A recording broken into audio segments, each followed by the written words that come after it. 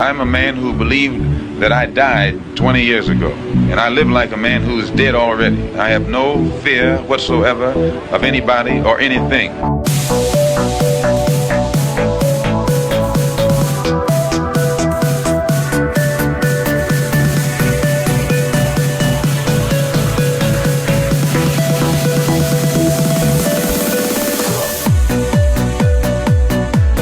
Gary Webb. I am an investigative journalist, and in 1996 I wrote a series of stories entitled Dark Alliance, which was about CIA involvement in drug trafficking.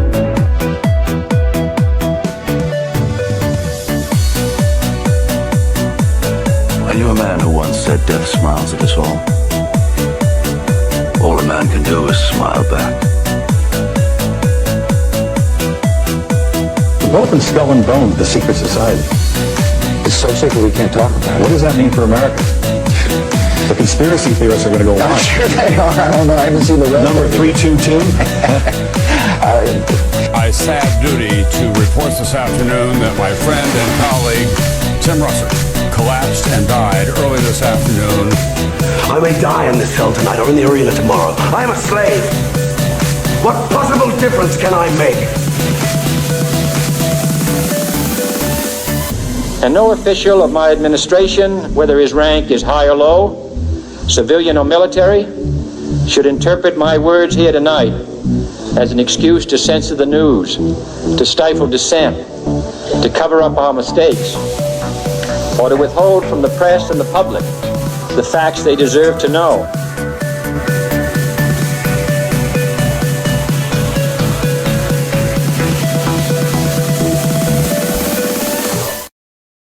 What the fuck is up? Welcome to another Already Dead, me and Austin's weekly live call-in show. A little bit of conspiracy, a little bit of parapolitics. That's where we reside. Jules, when are you going to figure this out? You got to go to custom layout too. This isn't... Here we go. Custom layout too. Here you go. Now you're still with us. Say hi to everybody. Now you're still with us. There you go. Okay, well, you got some weird audio all of a sudden. That's weird. But all right, we got a great bit, or Jules back there, being a grapist on the 1 and 2s or whatever the hell it is he does back there. We'll have a new intermission for you guys. I think we're trying out a sort of new video editor because we lost our other guy. The other one murdered a guy. It's not a laughing matter. I really miss him. I know, right? It is terrible. Yeah, it is. I'm laughing, but it's because I don't want to cry. Right. Yeah, but yeah. So we'll try out our new video editor. We'll see how it goes. Maybe I have some other offers too, so we'll see. I mean, I don't know. I'm not offering a ton of money, so it is what it is. But me and Austin, I don't even know where the hell I don't think we were in commencing World War III last time we talked. But I've done like I don't know how many shows since then. Responded to rape allegations. The gangs broke up. God, I forgot. Like everything, and like World War III. Yeah, I got accused of rape by Richard Booth. The gang broke up. We have World War III. I feel like there was another one in there I'm forgetting. Something major. Man. I just. Oh yeah, then the editor too. I'm sorry. It's just right. Tim. Sorry, go on. No, you're good, buddy. I'm just seeing like limitless recycled Iraq war propaganda. Oh, dude, this is it. I mean, yeah, basically, dude, it's extraordinary, man, and it feels like I'm in this mindset. Like if you're loyal to a politician, you've lost the plot a long time ago, you know, and it's just like it's as simple as just understanding that the way the current system is structured, no one is coming to save you. You have to be almost entirely compromised to achieve any real level of success in politics, and especially in this current system. And I mean, it's a shell game. It's a game for fools. It's like, you know, when you walk by and you see those games they play on some side streets, and you're like, oh, what's that? That's cool. That's like, but you know, that's a scam. That's what this is. That's what all this is. It's voting. It's all just a scam to get you to waste your fucking time, and it's psychic vampire shit. I think this, it's almost been this necessary thing to like kind of, this was like, I think for a lot of people, the last like, hurrah of maybe voting could work, but it's like, dude, it's not going to work. You're working against yourself. I mean, they're always going to find a way to take that energy and use it against you. Like from a psychic vampire perspective, they took this mandate and then they used it for Iran. And now they've used up all their psychic energy once they use this Iran plan. And now, ironically, all you MAGA bros that have certain domestic goals, let's say even if it is something like a Doge or something, you've used up all of your psychic energy. All of that energy you got from the voters, your coalition will be destroyed, and you will cede power back to the left. The AOCs of the world will rule the near future. That is what we will see. And honestly, I think we're going to see AOCs that are like funny and based, and like we're going to get like Tim Dillon's essentially is going to be the vibe. I think like that sort of thing. Tim Dillon's, Jim Dores. I mean, given that they're deciding, hey, we're going to do Iran, you can just go ahead and give up this right-wing dominated political landscape. Yeah. Yeah. I do think that obviously regime change is the current option that they're attempting to obviously pursue. And I think that, it really does seem like that's been in the cards for quite some time at this point, and that much of the negotiations that were just conducted were entirely in bad faith and smoke and mirrors and sort of just to at least placate certain individuals in the base. Although I will say I do feel optimistic about the reaction in many ways, as far as just like, but honestly, I don't know how much of that is because I'm sort of insulated in this like-minded algorithm thought bubble that that maybe I'm just not seeing as much, although obviously there's clearly the Zionist propaganda oversaturating the landscape, but at the very same time, it's like, I don't know. It seems like clearly the overwhelming sentiment is no war with Iran. We don't want intervention or especially direct conflict with the U.S. Effectively dropping bombs on Tehran, which is let alone a potential U.S. troop boots on the ground involvement, which is already being called for clearly by the usual suspects like closeted homosexual, childless Zionist Lindsey Graham, J.D. Vance. I mean, right, yeah. Right. But it is like when you have no skin in the game, there are no real consequences and all of your special interests rely on the military-industrial complex, and I mean, you also clearly you're just morally, compromised, right? at a level to where, dude, yeah. Did you see my tweet that went, I guess, I don't know if I'd say it was viral, but it did very well. Oh, yeah. And it was, so I guess to add to the other amount of crazy things. And then I had a tweet, to go into the thousands that was calling Donald Trump a pedophile. So that's where we're at.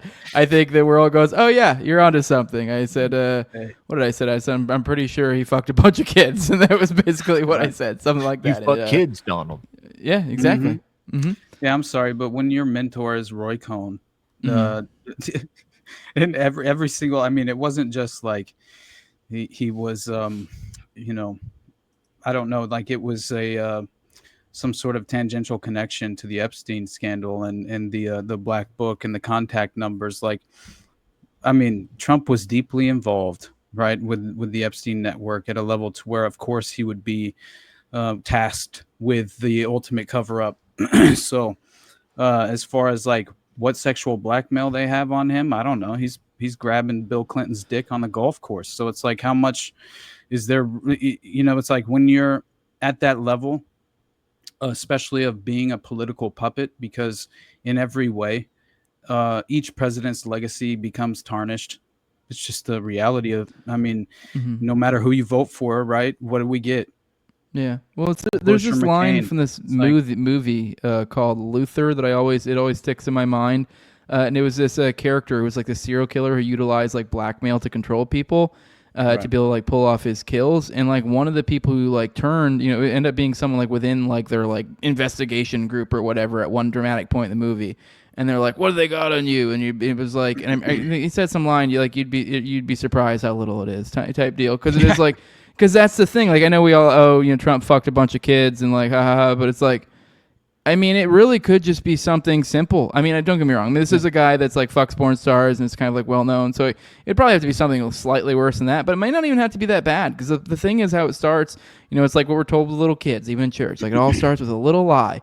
And it's really as simple as that, because it could be just as simple as infidelity. I don't think you could get blackmail Trump with something that's infidelity, but even like a normal guy like in the world, you could probably get a lot of people with infidelity and just be willing to get them to do a lot of things just to keep that from spreading around, or just even just minor things, though. you know? I think this is a generational compromise as far as like, I don't think this is anything new. I don't think this began with Trump. I think he's in a lineage of individuals who are among this network of these sort of aristocratic, very much. It seems like they belong to the cabal of the fraternal organizations that clearly run global society, and that's why I, in no way am I under some, false impression that Trump was going to come in and all of a sudden become something that he didn't already prove himself to be, which is an out and out Zionist, obviously, right, on the take for any and every sort of Israeli agenda out there to pursue as well, and that's not just with the marriage of like Jared Kushner into the family and things of that nature, but obviously you have which I've discussed many times in terms of his connections to Robert Maxwell, like going on his yacht in the 80s and right, discussing measuring the size of their yachts, and my YouTube got nuked for real. Wait, I was waiting for a second. I was just looking at that. I was like, I'm pretty sure it did. It says 0 in here. Dude. I hope that I can just, probably the intro again. Yeah, it's got to be. I hope so. But I know if it's the intro, they'll immediately this video has been removed for violating YouTube's community guidelines. Motherfucker. It's probably just the fucking intro. You can probably appeal it and then it'll probably throw it out. It does that for me a lot. But it is gay. It's super annoying. Or it's even funnier when they do the for self-harm because of the name of the show. I've gotten that like probably 2 or 3 times now. I've gotten that a couple times too. Wow. Well, everyone who was watching on Austin's YouTube, come over to Jose's. Come on. Well, we also got Rumble. Don't forget, we got Rumble. So, silly little things like this are all the more of a reminder to follow the people you like over on alternate platforms like Rumble. Rumble. So you can leave Rumble rants there. Austin is monetized on YouTube, so you can leave him super chats, but we'll see how long that lasts for. Not when the video gets fucking, shut it down. Yeah, I think I was already. I hope that after I appealed the last one, I'm not still in that window of time. I'm concerned about that, but. Oh shit, that's gay. Okay, yeah, it is. Yeah, it's YouTube creator problems. It is right. I mean, the flip side is though, like whenever you go through that period, so you can't post on YouTube, and it's like whatever. And it's just I'm straight Rumble right now, so then it just means you're boosting your Rumble and your other platforms, your audio, all that. So whatever. Hey, each time it's just YouTube shooting themselves in the foot. So whatever, just making us less dependent on it. So all the more reason to. All right. Okay. Where do we go with this? We kind of got sidetracked with the nukings. Right. Yeah. Yeah. But I just think that when you have Blackstone, BlackRock, they're all attached to this sort of like these, various billionaires that clearly are implicated in sort of like, in my mind, steering much of the permanent establishment's agenda, especially in the private sector internationally, which is how they sort of like, right, what do you think Davos is? I mean, it's the most influential people on earth coming together to decide our fate effectively is what truly is taking place. But when you have like Wilbur Ross, effectively just like, by the way, advisor for all of the Rothschilds investments, and he's directly involved with bailing out Donald Trump during that time, where he's a casino magnate, and they claimed that obviously the Trump name added value to the casino, so he was better off alive than dead to them personally, as far as their personal interests. Now, it's just like, why would we at all question that this individual is potentially compromised by the very people, by the very generational dynastic families who have clearly been insulated from accountability and completely destroyed? Well, I mean, I at this moment, I don't believe in the American dream inherently, because I think it was honestly a lie to begin with. But still, at this point, it's like, this is the level of deception. These are the layers that we have to sort of like, pry back and descend down these rabbit holes, or else we will not be able to see clearly in the moment of crisis. And that's what they're betting on. So they don't want us to understand that Donald Trump was entirely implicated and involved with Royal Casino International and was clearly embedded with the kosher mob, the kosher mafia. And basically you have Roy Cohn, we've discussed this too often, how he's entirely his business was human compromise and sexual blackmail. I mean, he's acquiring little boys from the Son of Sam network and the Process Church affiliation, and right, as far as like these extravagant parties that very much mirror that of the Pink Ballets, right? But anyway, that's just like, I can't help but bringing it up every time it comes down to like, is Trump acting in good faith? No, he's never been. I mean, he's essentially, he was just a very influential figure who was extremely like, as far as just like a genius and brilliant in his branding abilities and things of that nature. But other than that, I mean, he was essentially just put on the path, right, by these puppet masters. And so I think that once we are under this, accurate interpretation of what Trump's true interests are, he's up for sale. He has been from day one. I mean, you know what I mean? It's in no way was America First new branding. This was just, he's piggybacking off of this historical narrative that it's been used multiple times by both parties, I think, is what so I forget which ones, but I mean, who used it, but it's been used by both parties in antiquity for sure. Yeah. Right. By the way, I thought it'd be interesting we talked a little bit before the show, kind of maybe about a possible nuclear component, and I find this particularly interesting. We covered this in the morning show, but I wanted to show you this. Pay attention to the countries you see here, and then I guess also the order. Destruction of United States, China, UK. I mean, obviously I'm losing it after that point. But the second being China. And then obviously they will, I don't know, this is kind of predictable. Herder, if you don't stop, this is from the IDF. Like, if we don't stop them. But obviously the you're next, knowing what we know, that's a little bit ominous. And then the second being China. Here's our boy, Hot Star here for pointing out, he's saying, given China is actively supplying Iran with military equipment and have publicly denounced the Israeli attack on Iran, Israel have now literally threatened China with destruction. It is not veiled. There is no interpretation in which Iran would ever destroy China, their current ally. So we have what looks like, to me, I don't really know how you would interpret that. I mean, I don't know, that seems like a very subtle yet overt, like, hey, because otherwise, why would they be included? That makes no sense. There's no rational sense why China would be the second name there. As he points out, they are the allies of allies. But if you are looking at like who would be, targets for them in a Samson sort of option, perhaps something there. So which nation posted this? Was this the IDF you said? The IDF. This if you don't stop them, you're next. You can see this video. It's just kind of predictable. Makes sense to me because had a plan named and sorry, aimed. go ahead. No, you're good. I'm just like remember I just brought up, right? The new Silk Road, basically the Belt and Road Initiative, right? That China is pursuing with Iran, and how they had just struck this deal, effectively bypassing, UN sanctions, the U.S. and UN sanctions from the West, right? Which really bypasses U.S. control, and this is an issue. And by the way, this is crazy stuff, man. Like, I pulled this up just because it reinforces, and it's very recent.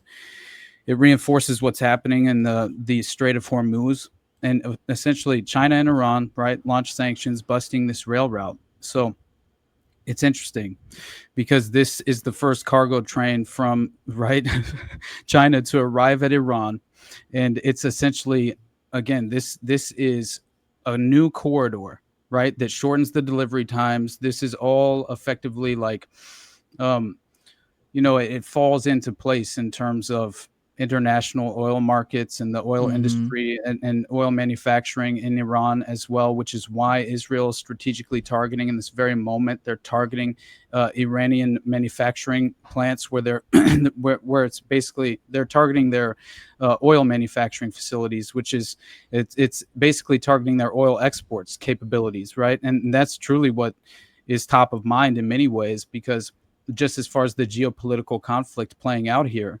And again, this is exactly what's happening in terms of the new sort of agreement with China, who's been and Iran, who have effectively been driven into the arms of China, just as sort of, Russia obviously kicked off of the SWIFT economic system, can't do business on the world stage. This is a strategic goal when you're as far as you're in these international conflicts. And here's another thing that's like very worthy of mentioning in terms of this exact reference point, because it's interesting to me which Iranian oil and gas facilities were hit by Israel. And because again, it's exactly that. It targets their export, ability to effectively export their oil. And the Hormuz Strait, the Strait of Hormuz, is specifically vital to this. And I didn't 30% of the world's oil goes to there. Yeah, it's fascinating, honestly. Yeah. And the closure of the strait, which guess what? Iran, the first thing they did was leverage this to their benefit. We're going to effectively blockade the Strait of Hormuz, and you'll have to just deal with the consequences. And what happened? That's exactly when the green light was given. I think Trump basically, as much as I don't think he individually, I don't know how much they're involved in the negotiations. That's where it's difficult to interpret for yourself. Like, I know that. Well, that's the crossroads right here. It's like, and both options aren't good, because there's two broad narratives, and I think you can probably maybe understand maybe some combination thereof. But based on the statements of the powers that be, it looks like the only real two acceptable narratives here is either the Trump administration was genuinely in good faith pursuing some sort of peace talks or some sort of nuclear deal or something, and it got completely decimated by Israel when they came in there. And likely there was probably some level of warning. I don't know. The idea would be then like maybe day to something like that. I mean, obviously, like they probably knew, but it would still be the idea of that your talks got fucked up, even though you were like, I don't want this, and you basically got your ally fucked you, basically. But the other option is they work together, and that's honestly worse. So either way, you're a bitch or like literally such a level of scumbag that other politicians shouldn't be willing to politician with you. Like, that's how much of a level you have shown your hand to such a crazy degree that even publicly, even knowing that this is going to be a public thing that the entire world will know, you will act in the most dishonorable way possible. Like, I understand that like politicians will lie and stuff, and it's behind closed doors, but it's usually like there's a deception here. Like, this was like so, like, if that is the case and we find out, but it's so over the top that is just no one could ever meaningfully ever interact with you again. And it just kind of more contributes to the idea that we're going to go down as possibly a pariah state along with Israel, except for the difference is we're not going to get anything out of it, as opposed to Israel getting shit out of it. Right. And I think when you consider like, the multipolar world order, right, which is what I've been seeing it referenced as, which I think is very interesting, especially if you consider like this is allegedly like what the intention is to effectively make global society the underclass, the peasant class. Essentially, this will effectively, very much sort of bring the American people down a peg economically, and as far as like we will no longer be the supreme leader of the global infrastructure, and as far as just like how very much obviously I would say the vast majority of the world is downstream from American politics at this moment, right? We're very hegemonic in more ways than one, and that's when you see like the global death cult as William Ramsey refers to it so often. as like Israel? the perfect right. But I think that's where like people don't realize, like that's why I've believed from day one that Israel has really just been utilized as a tool for the global infrastructure for this global death cult. So we can, and in the end, guess who will take the fall? You'll have political puppets fall to the wayside, and maybe even you have some legitimate real consequences for the people and the state of Israel itself. But I will say that for the most part, I would just imagine that they will accomplish their goals here, which honestly fall perfectly in line with the goals of Agenda 2030, the Great Reset, right? These principles from the report from Iron Mountain, and like just like these dystopian contexts of the totalitarian wet dream. It's like it's definitely what I think is happening. And when you see like I saw it explain that like Trump essentially that during these negotiations he gave, so I think that international finance and the global oil industry play a much more of a prominent role in this than is being acknowledged on the world stage, especially by the media, and just in terms of the conflict in general. And so Trump apparently he gave a 60 days, right? That's during these negotiations. He basically gave Iran 60 days to bend the knee, submit to the West, break from China, and this is the alleged, right? This is what we're intended to believe at that next layer of sort of interpreting the foreign policy, which is where it becomes difficult, because I do very much believe that in many ways, you kind of have like these sort of like they are controlled opposition in many ways, as far as the leadership of these of just the leadership involved in the international conflicts in many ways seem to be controlled opposition at times, and I can't quite decide if they are. That was my little speech this morning when I went to Detroit stuff, and then also kind of tying into how I accuse, like when you have that question of why, and you just can't answer it, why, that sneaking question in the back of your head, why would they act this way? Nothing about, his past, claims of what he believes, the incentives that are in place, none of that. Why? And it is that sneaking, like, because I don't know, these people fuck kids. Yeah. Like, it's simple. Right. I mean, obviously that's a simplistic, childish way, but obviously there's a range of, hell, it was in the 80s, 70s, and before it was, that's why we always joke whenever, like in all our Watergate series, the joke is like, look at all these gay people. And you're like, yeah, it's like, and that's not necessarily saying any particular thing about gays. It was just that during that period of time, that was something that could easily be leveraged against you as a means of control. So, I mean, it is, but we're now gays normalized, and so right, things get a little bit more dodgy. For sure. And but you see these last night there were like fires erupted.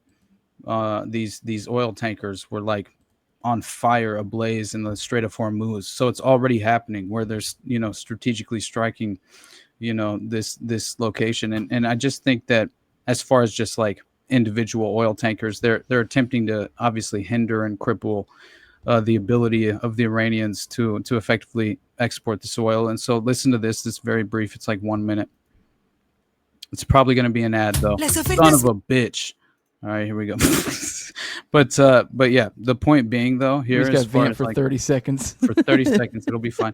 But yeah, so they are obviously considering closing this, and that's why I think you have this sort of interesting play with China that's, as far as just it's not being acknowledged whatsoever, but we already saw this sort of pivot to China in terms of escalation with you just had Hegseth, right? He goes and he's discussing basically how China is this imminent threat on the world stage. This just China, happened.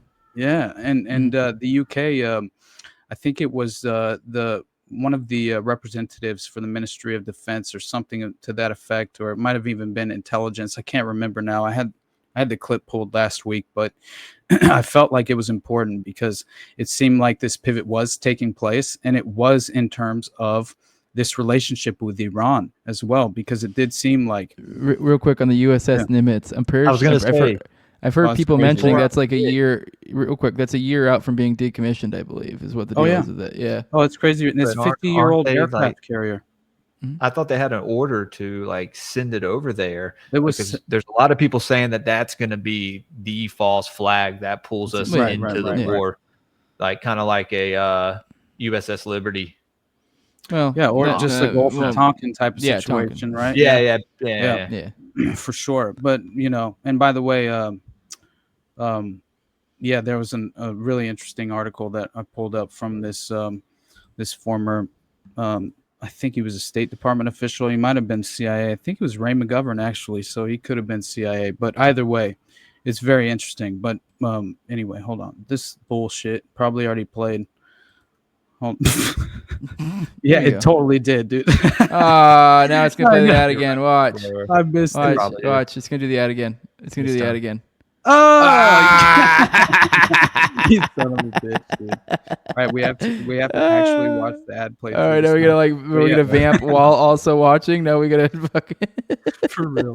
All right, all right. Why don't you look at it real quick and on your screen, and I'll bring this up real quick. Oh, you got it? It's working now? Yeah, never mind. There you go. Okay, it wasn't. Iran's Revolutionary Guard commander said closing the Strait of Hormuz is under consideration in response to Israeli attacks. But what could this mean for Europe? The Strait of Hormuz is one of the most strategically vital choke points in the world, and any blockade by Iran would pose serious risks for Europe. Roughly 20% of global oil and a significant portion of natural gas pass through the strait. If Iran blocks it, global oil prices would spike and Europe could face energy shortages. A sudden oil price surge would increase inflation, energy costs, and disrupt industries across Europe. Manufacturing, transport, and agriculture would be especially vulnerable. Beyond oil, the strait is a key route for global shipping.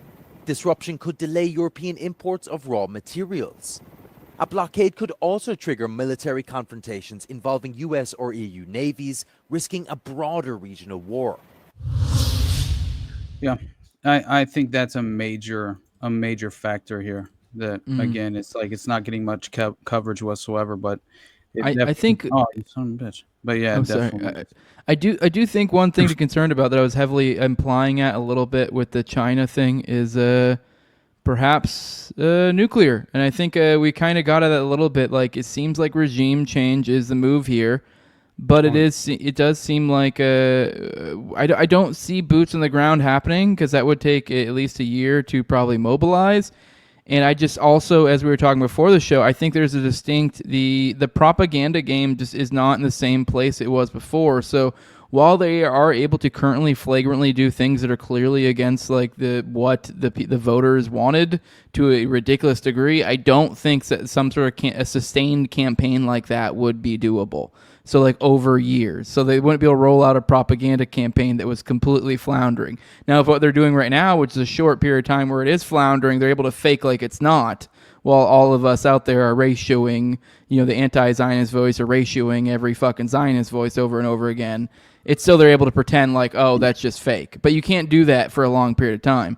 So it is kind of like, are we going to see nuclear stuff? I don't know if you saw the Huckabee letter, but that one freaked me the fuck out. And there's a lot of other things that are kind of seem to be. Well, it's worse than that, brother. I could see Israel, the way they come out as a nuclear nation, is with a nuke. And it's like, what are you going to do now, bitch? That's totally how they would do it. Yeah. For sure. There was that was just the funniest video ever, right? As far as like Netanyahu saying America first. Old Netanyahu. Yeah, Netanyahu. Yeah. But I understand America first. I don't understand America dead. But the way that he put it in context, it's interesting. And obviously they're following the sort of Christian Zionist line in terms of how they kind of just exploit the weak-minded. And as far as Americans who are obviously falling into the trap of supporting a conflict such as this, they tend to inevitably side with Israel on at every chance they get, clearly. But what is crazy is this language, right? That happened just before the meeting that Trump had earlier, right? Where he sits down with his national security advisors and for a couple hours and they discussed where they are now considering obviously bombing Tehran directly, and it could be even worse than that because again we're directly and by the way, I think it was 90% civilian casualties in as far as Israel's attacks in Tehran. So that is worthwhile in mentioning as well. Hundreds of dead, right? And but anyway, I mean, it has to be just extraordinary to live in any of these areas. But this kind of language is how you have like, and what is the surprise that I know Iran's carrying out a lot of different strikes right now at this moment. But I am interested to know, like, what are the actual what's this alleged surprise, and it does make me feel as if Iranian leadership could somehow be just sort of playing their role, but also, I mean, obviously this will not end well, and as far as the escalation and regime change is concerned. But listen to this. Breaking news. The president very, very active on his Truth Social this hour. That's because, according to Axios is reporting, President Trump will meet with his national security team in the White House Situation Room at 1 p.m. Eastern today to make decisions about U.S. policy toward the war between Israel and Iran. 3 U.S. officials have told Axios, and this is key, why this matters.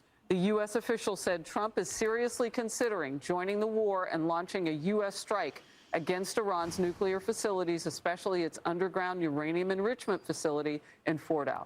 It is built into a mountain. They cannot get to it without our bunker-busting weapon. They need it, and they'll need our breaking news. Just that language, and then combine that with this I also found very interesting because it looks like, obviously, it looks exactly like the Colin Powell presentation. Did you see this? As far as this secret nuclear site, nuclear enrichment site that Iran has. That they have a crayon doodles showing nuclear. Dude, it's so funny.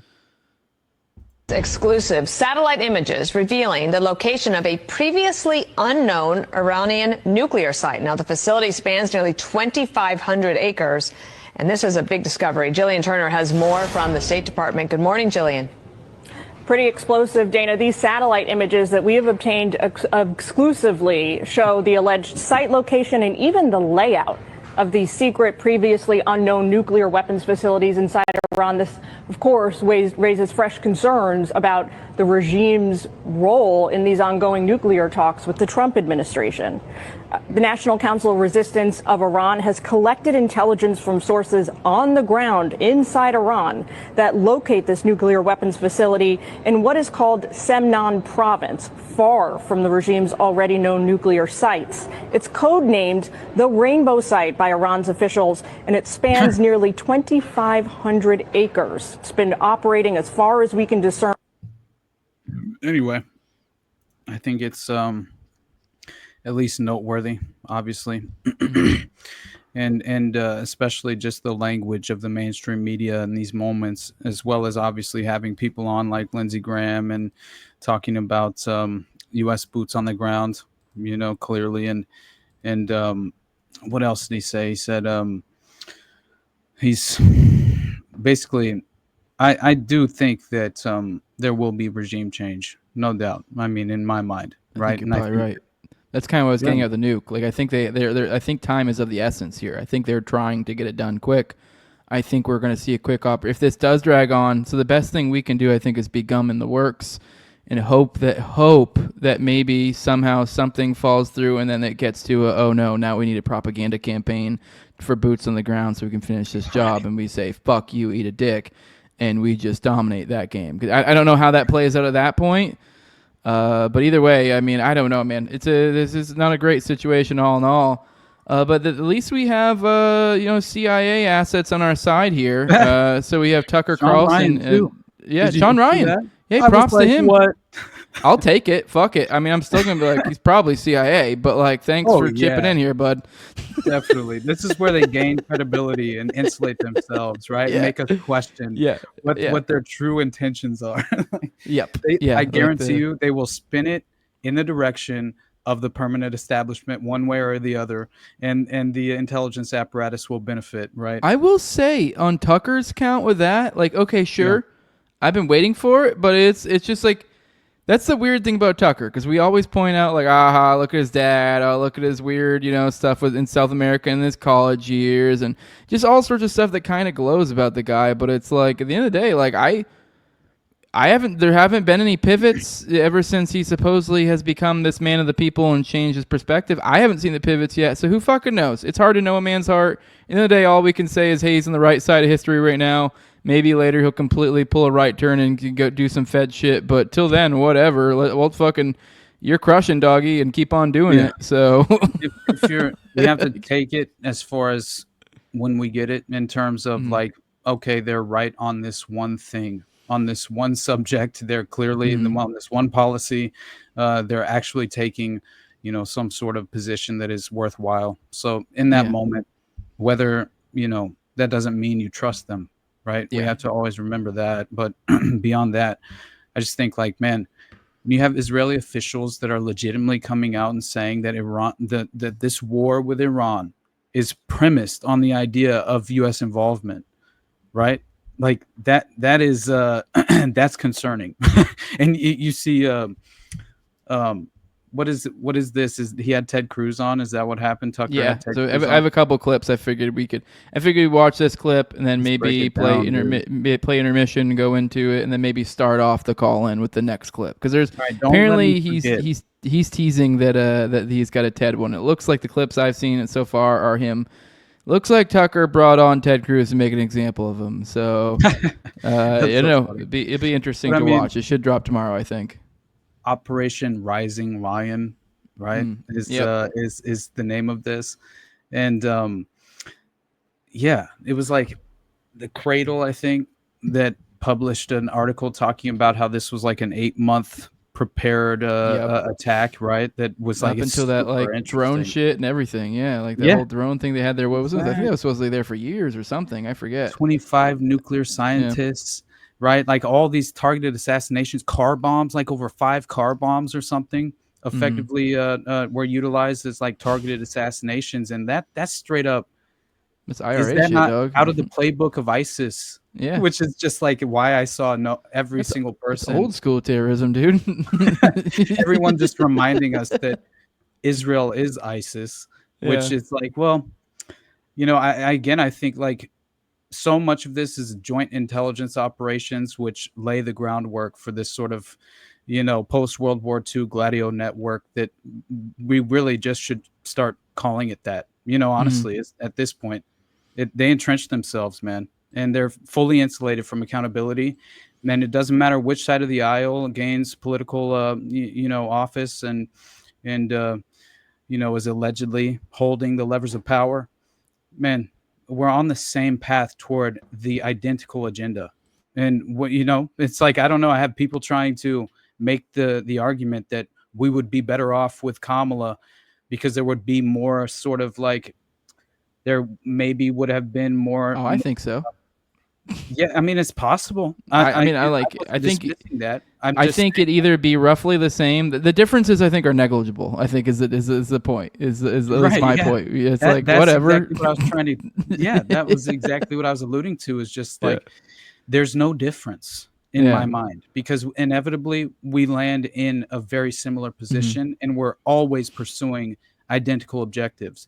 And so clearly, the culture war, I think. There's diabolical deception, man, that's being leveraged against us at every level of this. And that is why would they not try and remain where, as far as like, wouldn't you want assets at every level of the media landscape? Maybe you would even want to, have these individuals sort of like gain their, as I was mentioning before, sort of like attempt to gain credibility over time.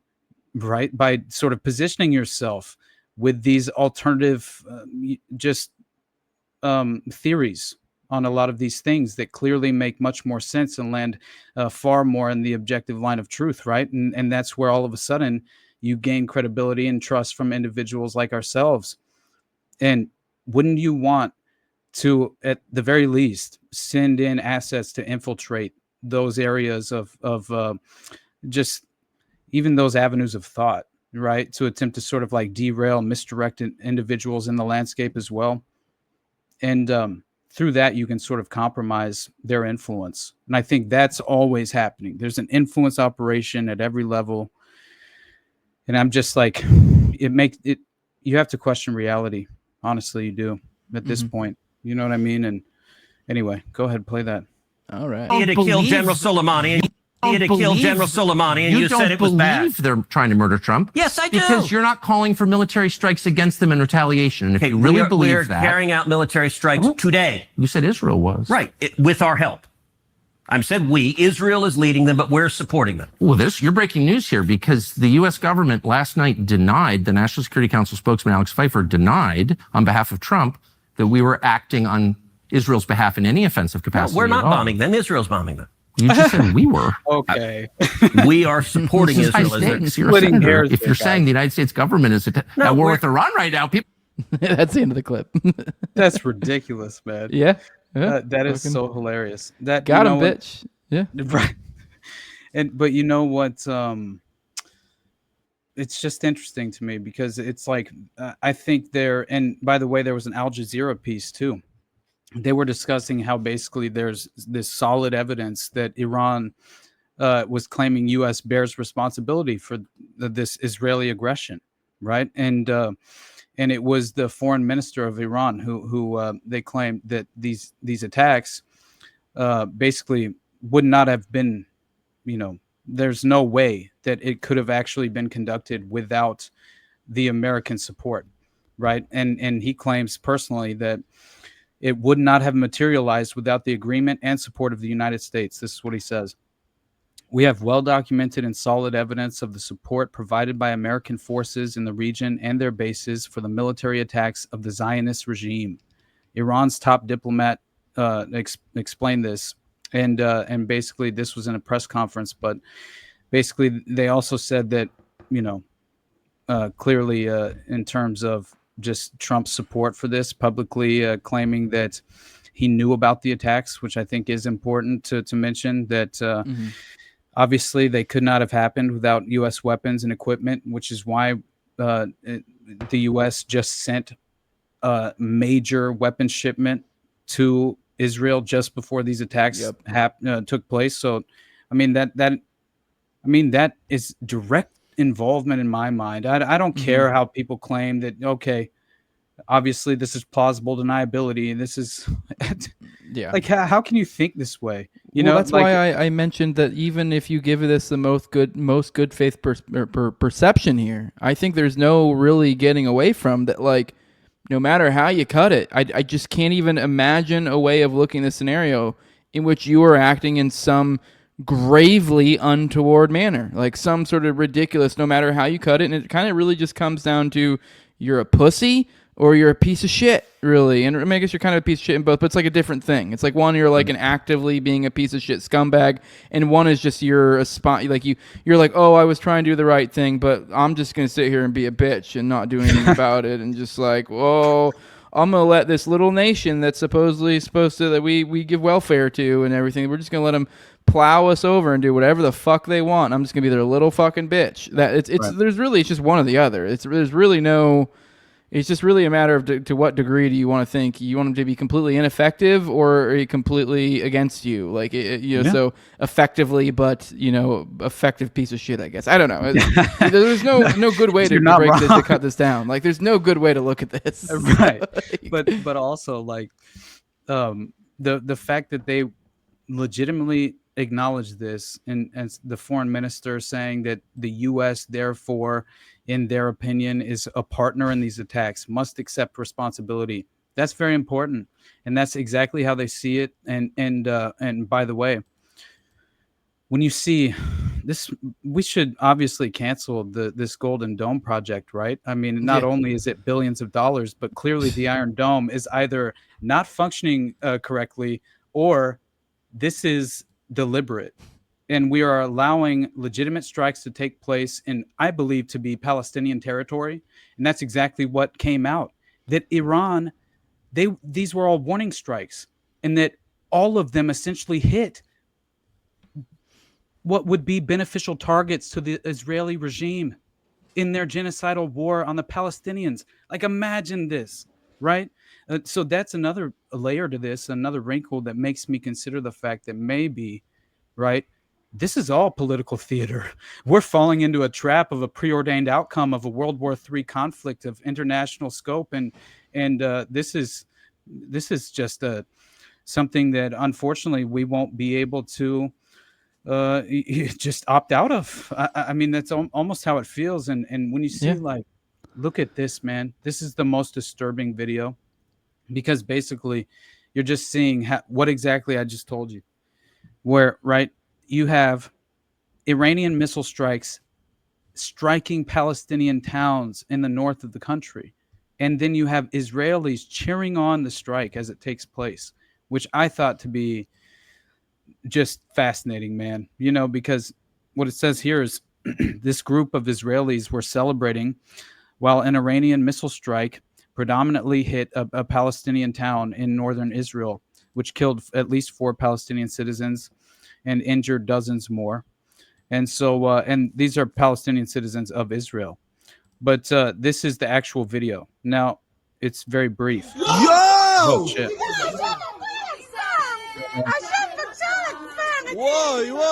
They start singing is important. You won't be able to understand it, but I'll explain in a moment.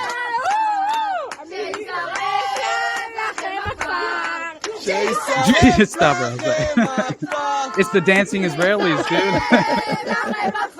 It's kind of catchy, I'm not gonna lie. It's crazy. And so this is so nuts, man. May your village burn is what it's translated to. That's exactly what it is. May your village burn. May your village it's popularized burn. by the Israeli pop singer that. Kobe Peretz, and so this is apparently what they were singing is May Your Village Burn. Right? Yeah.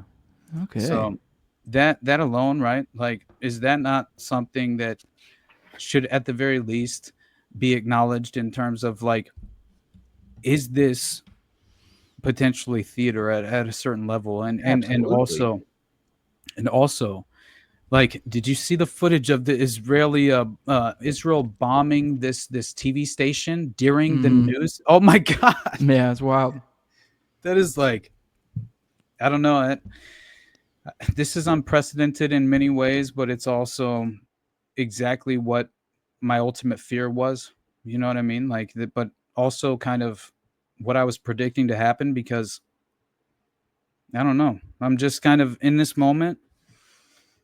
I'm under no illusion that we're heading in an optimistic direction, as much as I hate to say this. And this is no black pill. This is, I'm trying to be honest and objective about these, obviously, they're political puppets who are entirely compromised and pursuing an agenda that in no way benefits the interest of the average American person. And India. Dude, what up, dog? Squad. Oh shit. Well, I will say though, it's very important, you know, just to understand the fact that not only are we directly already involved and implicated in this conflict, you know, it's like this is something that I think Netanyahu himself put into these terms that were very much spiritual and like religious, right? In my mind, playing to the Trump base that would fall into the trap, right? But while also sort of, you know, insulting and berating the Trump supporter who's obviously opposed to this conflict. And so that's where you have these like odd statements being made by these individuals within the current administration, as well as being reiterated and reinforced by Netanyahu himself, you know, during the context of like the actual news segment where he was essentially threatening the U.S., right? Saying that basically first it's Tel Aviv, then it's New York, right? Which that alone, it's very interesting that, of course, he would be making that statement due to the obvious attempted encouragement of dragging the U.S. into the conflict, right? And so I don't know, man. It's just something that's worthwhile in pointing out. And again, when, by the way, I saw Daniel McAdams. He tweeted about Itamar Ben-Gvir, and basically he's confronting another Israeli official in the streets about why did you provoke Iran. I don't know how much this is like smoke and mirrors, but it's very interesting because basically the individual responds by saying, we didn't realize the power of Iran's missile capabilities, which I don't really buy that, to be honest. And it did seem like some sort of theater, but they were like legitimately at odds and seemed to be in conflict in the streets with security surrounding them.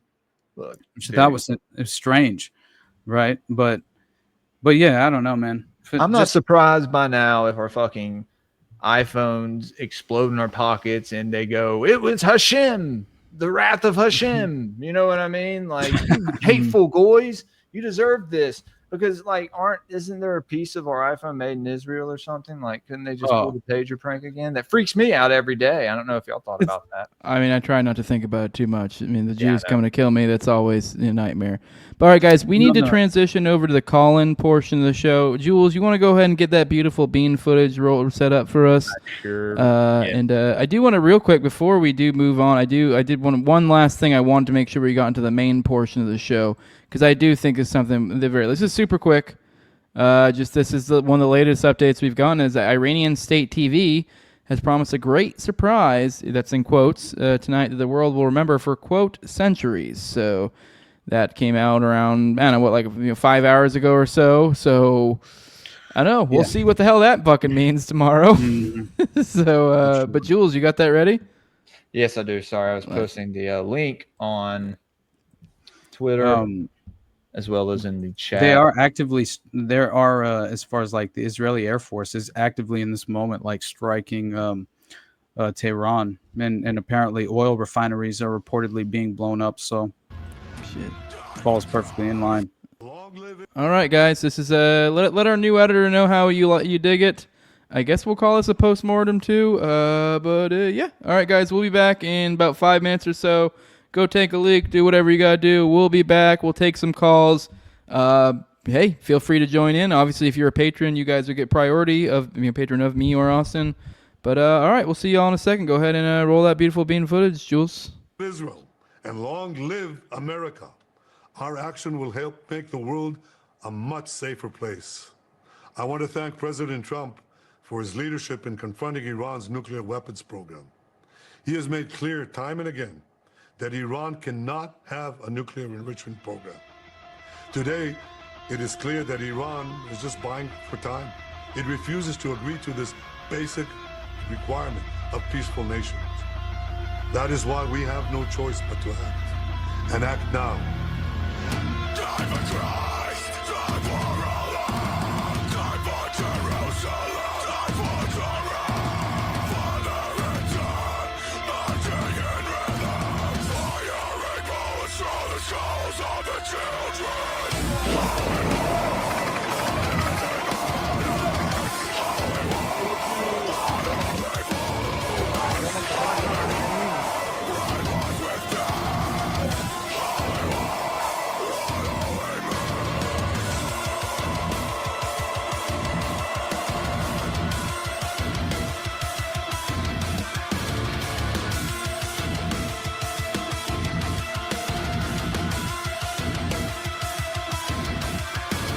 Donald Trump said the U.S. had nothing to do with the attack on Iran tonight. Jesus, Jeff. If we are attacked in any way, shape, or form by Iran, the full strength and might of the U.S. armed forces will come down at you at levels never seen before. However, we can easily get a deal done between Iran and Israel and end this bloody conflict. Now, I call entirely fucking bullshit on having nothing to do with it. Now, you could say it depends on how you want to define nothing to do with it. Now, did they do...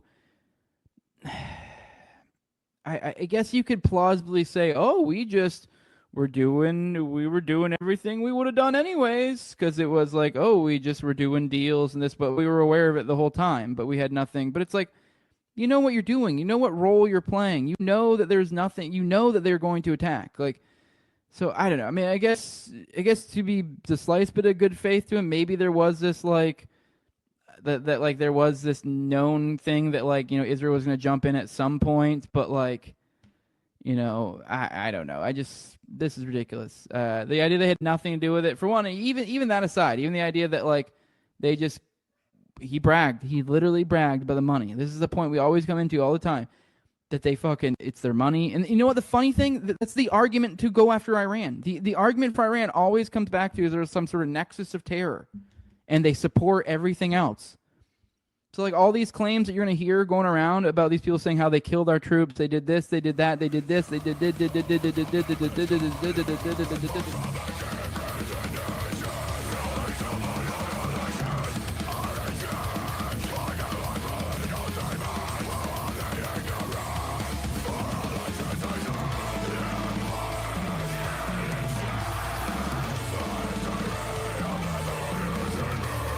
I don't know. I mean, it's fully open. This is just some psycho. But according to Radix, this is what she says. He wasn't left-wing or right-wing. He was a Fed, a glowy, a PMC. The crisis acting here is so bad. The camera angles are pretending to pause and think, then regurgitating a script. We used to have better deep events. Now we get sloppy psyops. Sloppy psyops.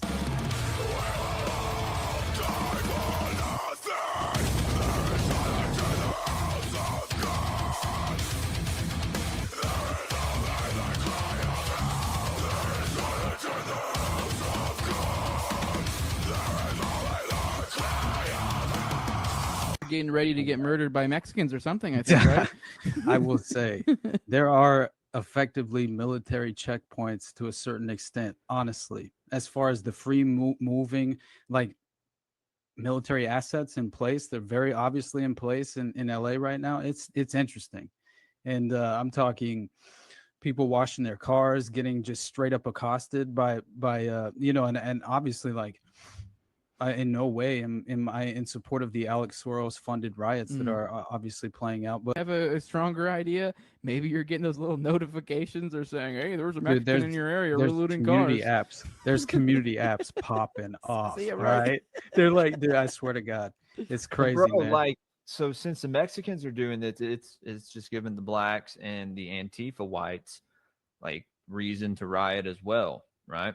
Like, we see fucking bricks being placed everywhere already. Well, it's no People doubt getting paid.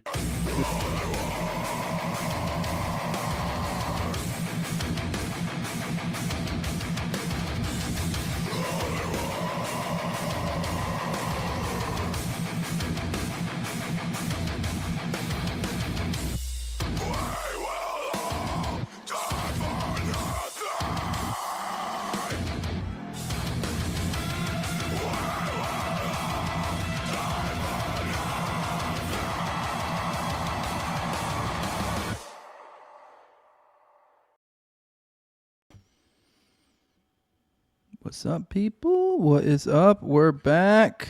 Austin, did Jules leave us? Is Jules not back anymore? No, there he is. Probably not back. All right, put him on the. Here we go. Boom. All right, cool. We're back. All right. Well, we'll be taking some calls here in a second. I think. Hey, Jules I don't think we finished it. Oh, did there we was really like not? 2 seconds left that he cut out, or I guess it went to black and then it popped back up. But I mean, I'm retarded. I remember now. Actually, yeah, there was a spot that there was a little tiny little bit at the end there that we missed. Fuck. There was actually a good little spot. Good little and whatever. Bring it back. Bring it back real quick. Well, you can leave us on the screen. Do it, man. Fuck it. We're doing it live. Bring us back on the screen. Leave us on the screen though. Like fuck it. Since we're just playing last second. So do I need to? All right, here we go. This is how you vamp, guys. Just make weird noises. The way it's hardly original. There was an 8th grader on Baltimore Street in Corte Madera that used to call me that. That was the new scum thing. That was the new, okay, so that's what I ended on. I fucked it up. It's not the same if you go back and play it, but worth it. You know, that's so hilarious. It would have been better if we had just not. But if we had just not stopped in the first place. But still was worth it to go back to it. I learned about it when I saw some tweet about Governor Newscum. Oh, there you go. Newscum. A nickname, by the way, that's hardly original. There was an 8th grader on Baltimore Street in Corte Madera that used to call me that. This is like Clint. Anytime you call him Clint Clitoris. Yeah. He's like, oh, they told me to call that when I was a kid. Oh my God. All right, let's play before we bring in people in here. I want to watch this other Tucker Carlson one because I know it's all the rage on Twitter right now. So I caught like 20 seconds of it before we started the show. It seemed a little bit of a gotcha question, so it's kind of like, are you really wowed by this? But I mean, I like the idea of grilling Ted. But let's see what he has to say. How many people live in Iran, by the way? I don't know the population At all? No, I don't know the population. You don't know the population of the country you seek to topple? How many people live in Iran? 92 million. Okay. Yeah. How could you not know that? I don't sit around memorizing population tables. Well, it's kind of relevant because you're calling for the overthrow of the government. Why is it relevant whether it's 90 million or 80 million or 100 million? Why is that relevant? Because if you don't know anything about the country... I didn't say I don't know anything about Okay, what's the ethnic mix of Iran? They are Persians and predominantly Shia. Okay, this is cute. It's not even... You don't know anything about Iran. So okay, I am not the Tucker Carlson expert on Iran. You're a senator who's calling for the overthrow of the government. You're the one who don't know anything about the country. No, you don't know anything about the country. You're the one who claims they're not trying to murder Donald Trump. You're the one who can't figure out if it was a good idea. I'm saying, well, actually, never mind. I was supposed to say they're not trying to, but I was going to say they're not the ones who did the assassinations. That's for damn sure. That's fucking stupid. Like anyone who believes that. But let's keep going. Okay. Right. Yeah. Oh, no, I 100% agree. There was another connection to that ridiculous claim of the assassinations as well, but go ahead, play it. Mm-hmm. Killed General Soleimani, and you said it was bad. You don't believe they're trying to murder Trump. Yes, I do. Because you're not calling for military strikes against them in retaliation. And if you really believe that... We're carrying out military strikes today. You said Israel was. Okay, right. Okay, I didn't realize these are both the same clip. I didn't realize they led right Last one night another. Denied the national... Are supporting Israel. High stakes. You're a senator. Okay, all right. Well, never mind. I didn't realize there was the same thing. It was the same thing. It was the one we watched earlier. So, okay. Then that makes sense now because it did seem like a gotcha, but then that gotcha caught him off guard and got him to say something stupid. So, okay. Yeah, because the first half, let's be real, that was gay gotcha shit. Let's be real. Oh, that's what I mean. You know what it reminded me of? What is Aleppo? The Gary Johnson moment, right?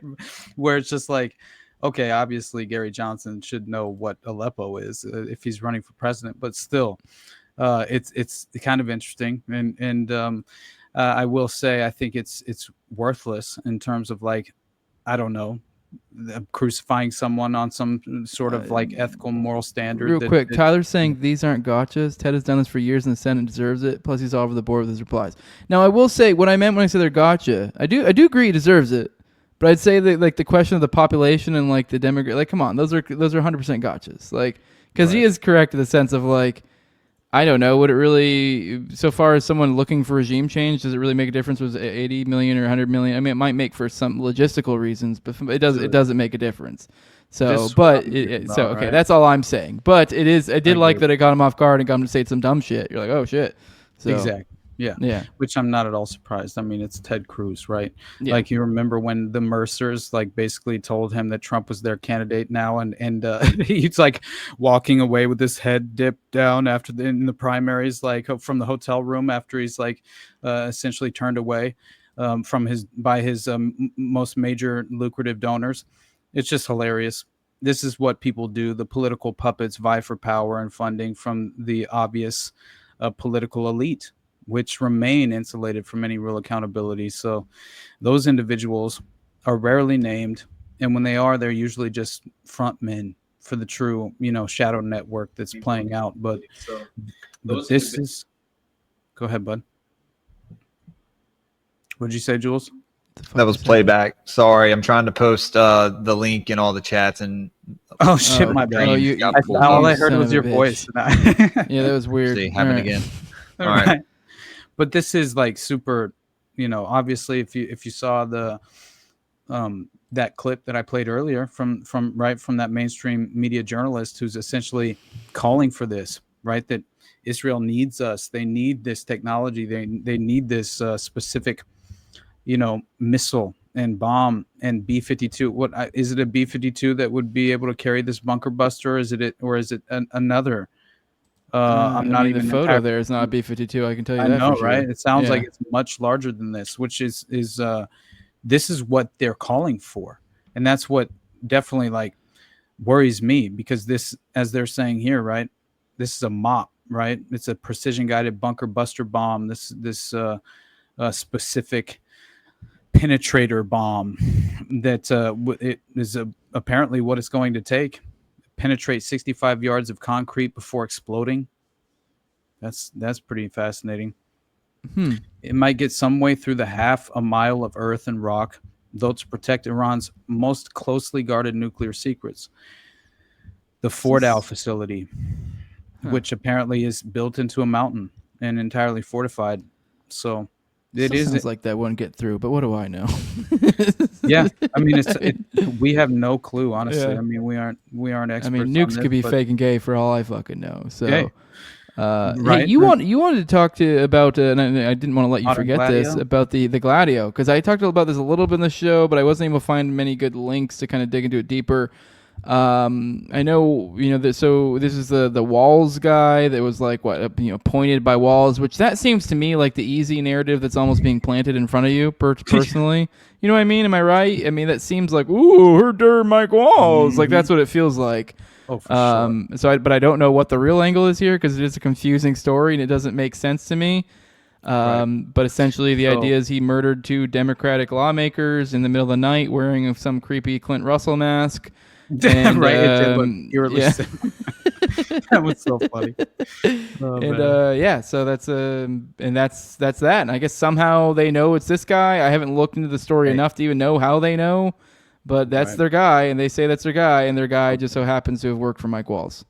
I was going to say, I think Ass Cream wants to come on, but yeah, bring Ass Cream up in this there's some motherfucker. guy named Krabs here that just wants to he says, I'm ready for the molestation. Put me in, coach. Okay, Krabs. All right. Okay. Pipe down. Are you a patron, Krabs? Well, was he here at the beginning? That's how you tell the difference. There you go. If they weren't here at the beginning, that's that's how we tell. He wasn't here before, so you can wait for the other guys. We're going to bring Ass Cream up first, Krabs, and then if we can get you up here. All right. First of all, gentlemen, can you hear me?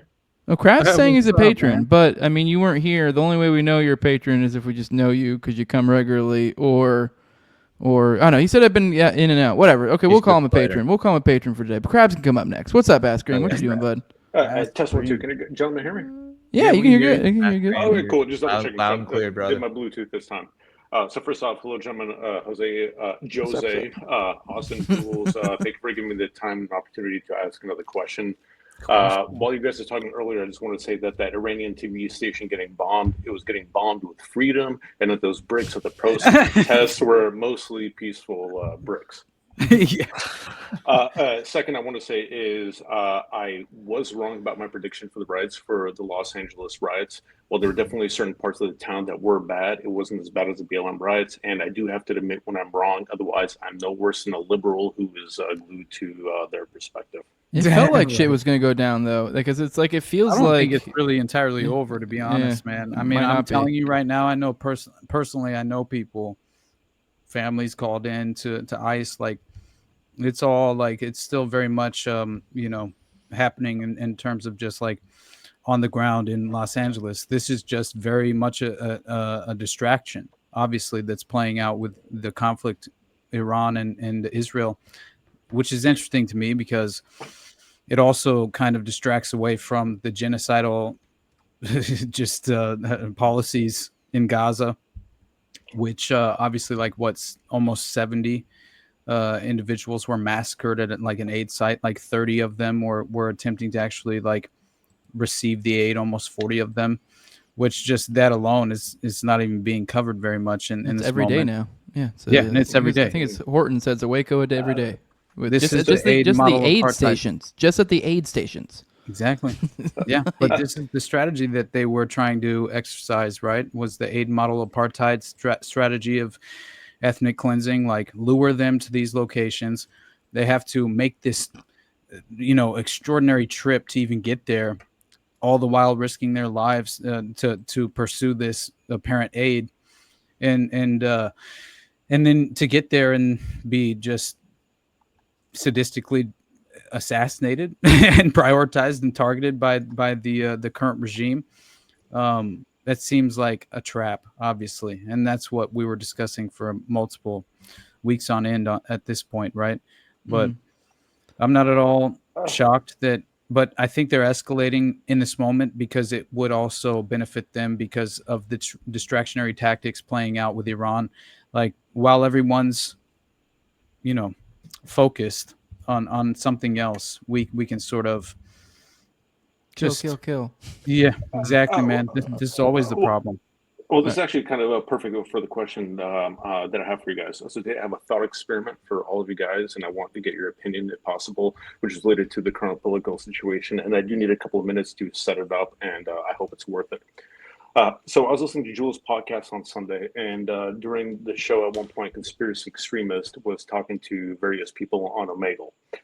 Part of the discussion was paraphrasing that, hey, listen, there's a difference between a government and the people. A government can be good. A government can be bad, and the people can be good.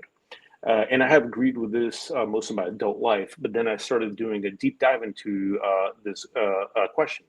And the more I analyze it, the more I'm leaning towards that it is actually kind of a cope. I still don't have the answer. I'm still trying to figure out, which is why I'm partially here. So what I'm trying to understand is, at what point is the divide between people are good, but a government is bad, is no longer applies, and it is the people's fault. And here's some examples, starting off on a local and on a state level, local state level, and then a national level. So Los Angeles, the Unified School District is ranked among the worst in the United States. Yet people on the school board, some that have been there for over a decade, are continued to constantly being voted in, and it gets worse. And at that point, I'm thinking it's no longer the government, it is the people, because they're the ones voting for this. Then take the entire state of California. California has the worst homeless population in the entire United States. Yet the people that keep on getting voted in to solve the problem, some who are getting paid as much as $350,000 per year. This is public record, but the issue keeps on getting worse. And in my opinion, that's the people's fault, and it's hence the constituents' fault. On a national level, let's take a look at two examples of two countries. So Haiti was ruled by the French for a cool minute, and the French nobility / bourgeoisie at one point freed the slaves / people. And what happened is the people that were freed, as they revolted, they killed the French nobility and made Haiti the desired vacation destination that we know of currently today. Second example is Rhodesia was ruled by the British for a cool minute.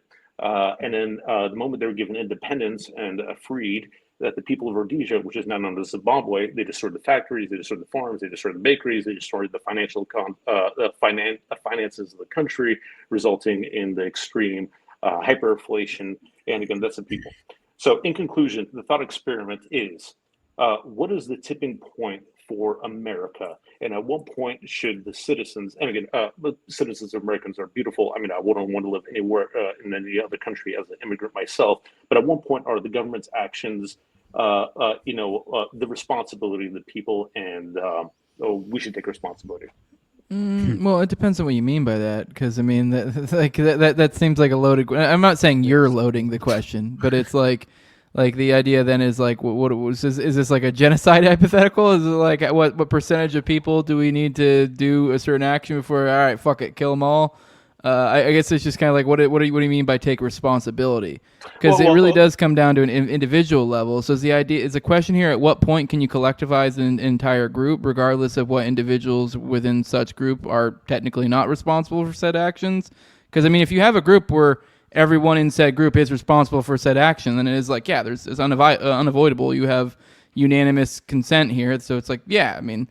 Although that would be an absurd situation. So I don't know. I guess I'm a little bit confused by hypothetical. I don't know about you, Austin. Are you tracking? Are you the same thought pattern as me, or I don't know? I feel like, just trying to clarify the question. Right. Yeah. But obviously I believe that clearly government is just the highest level of organized crime masquerading as a animal rights organization, or human rights organization, as Dave Smith says, right? So I just think, like, ultimately individualism is what matters most, because it's up to you to sort of break out of the system, break free from the conditioning, reject your prior programming, like figure out the fact that obviously, I don't know, like I'm blessed with the reality that I kind of bucked the trend from day one. I wasn't much I definitely wasn't falling into the traps, and I was rejecting authority, but I felt like I was a minority, right? In the just the public school system. You fucking Jew. Right? Hey, man, I'm just saying they trained me how to be a criminal. You know, they trained me how to be basically a prisoner. You know, like I spent the vast majority of my public schooling in ISS or you know, detention right before there. I got ISS or finally OSS, and then Saturday shit, man.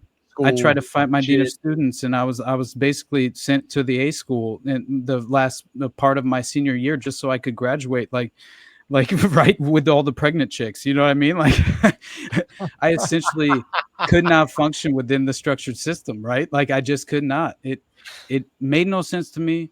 I was demanding respect in order to, you know, reciprocate, and that was obviously driven out of you. And if you did that, where you said, man, treat me with a little respect and I'll actually talk to you in a civilized way, like, what the fuck are you doing? You know, you get off on yelling and screaming at girls all day. You're a girls basketball coach. You know what I mean? Like, it's weird, strange behavior of a man. You know what I mean? With this mentality and how they sort of, to me, I don't know, you're ethically compromised already. So I was, you know, but this was just sort of the inherent framework I was blessed with. So thank God that I had a questioning intellect. That's where I think there is a differentiating factor here where, like, maybe the vast majority don't, maybe it's their parenting. Maybe I don't know what all the factors are that play into this. If it's simply IQ, which I don't even buy into that. I mean, I don't,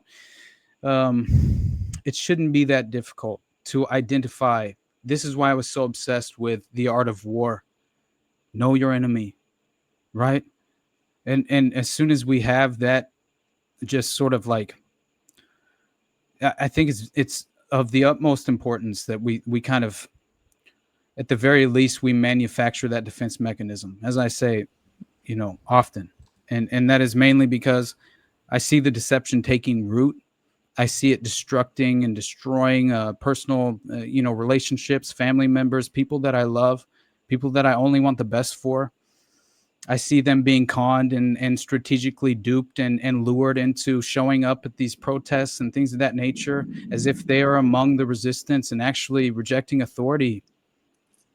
I mean, these are all like chalk, you know, like basically you're falling into the chalk outline on the sidewalk, man. Like, you know, this is just, to me, I don't know. I can't stand it anymore. It's very difficult for me, and I get frustrated only because I you know, I have love for these people who I see kind of falling into these ideological prisons, and that's where I think that's a major reason why I reject the two-party paradigm, the delusion. I see how it effectively you know, seduces each of these individuals who have good intentions. They truly do mean well, but they aren't willing to kind of dive into the layers of depth necessary to then kind of like overexpose yourself to understand how the system kind of actually functions. I don't know. That's how I feel personally. You know, I'm seeing it play out in real time, and it's, yeah. It's Jules, do you have a opinion before I follow up with the jump in about what percentage of people have to be bad before you'll murder them all? Oh shit, was that the question? Oh, my bad, dog. My bad. I think fuck them. They have to learn like, on their own and get to a certain people have had conclusion. enough. They'll have enough, but it's like, when 78% be enough, because like do they have to be like taking your fucking property from you and like chaining your kids up? Is that time to, you know, fight back or whatever? I don't know, man. Well, there's always a tipping point, and the thing is, like, first off, this question isn't in the sense of like, you know, let's overthrow our government, let's start a revolution. It's just like, legitimately, at what point are we, as a nation, supposed to, you know, take responsibilities for our government, and again, eliminating that divide between y'all want to get someone else's government and people are bring these on different. And then Jose, yeah, I didn't mean to be as a loaded question. I didn't interpret it as one, but it's so broad, and which is why I said I'm still I don't have the answer myself. I'm still trying to figure it out, which is why I'm asking you guys. I'm trying to see all the different perspectives, and then I really have to sleep on it and analyze it before I come to a conclusion. Yeah, I don't know if there's a specific. I think it's just. I think it's just a difference of working in generalities and working individual. That's all it really comes down to. Obviously, we can't. I think, like, obviously I'm joking with the genocide answer, but it's like you can't literally murder everyone because it's like a lot of them are bad. But it is like, on an individual level, you can't be like people taking responsibility. So I don't know. It's I guess we would have to clarify the question a little bit more. But yeah, I think generally speaking, collectivizing people in like a literal sense, like here's some sweeping action that we're going to do is usually not good. But like if you're just trying to conceptualize a group in generalities, there's no problem with that. You can say, generally speaking, this group is responsible. But then if you're then going to ascribe some sort of fix for it, like a one size fits all, that's obviously not. So it's I don't know. It's a difference between working in generalities or working in individual. I think at least that's the way I see it. I guess. I view collectivism as the poison pill at all times. I think individual sovereignty is what you have to pursue at every level. And I think that we cannot control the intellectual outcome of our neighbor. And even attempting to is a major mistake. And I think it's unethical inherently. And I think we should oppose the state at every level that we can. But that's really... unless we want to, put our own freedom at risk in terms of just like actually revolting in some sort of criminal way, like that would honestly be the only. And I'm not calling for that. I'm just saying that at this point, man, like what else is there? The way the system is currently structured. It would take a revolution. It would legitimately take, an upending of the current system in order to actually, and people, that falls into the line of the age of Aquarius. It almost is as if we've been led into this moment where we are embracing this as the inevitable outcome. Somehow, hopefully, just like under some false hope that potentially what will rise from the ashes will be something, more worthwhile, and just as far as the moral foundation. But I don't see it that way. I just think we're too far gone in this current structured system, and until people can wake up to this fact that we have a criminal elite, we have a criminal elite, we have a criminal elite that have not been held accountable. And until that moment comes, and all that happens is the call for accountability falls within the two-party paradigm. So people are only willing to, obviously prioritize targeting the individual that turns out to be their political opponent. I have no reason to be interested in opting into that frame of mind. It's like absolutely not. I think that's, but again, I don't know. Anyway, we got to get another guest in here. It's been great having you here, Ask Cream, but we do have a bunch of other people who want to get in. Love you, Ask Cream. Jules, thank you all. I appreciate love you, brother. Jules, you want to bring in the next person? Who do we got? Bring up D's real fast. What's up? Yeah, dude? what's up, guys?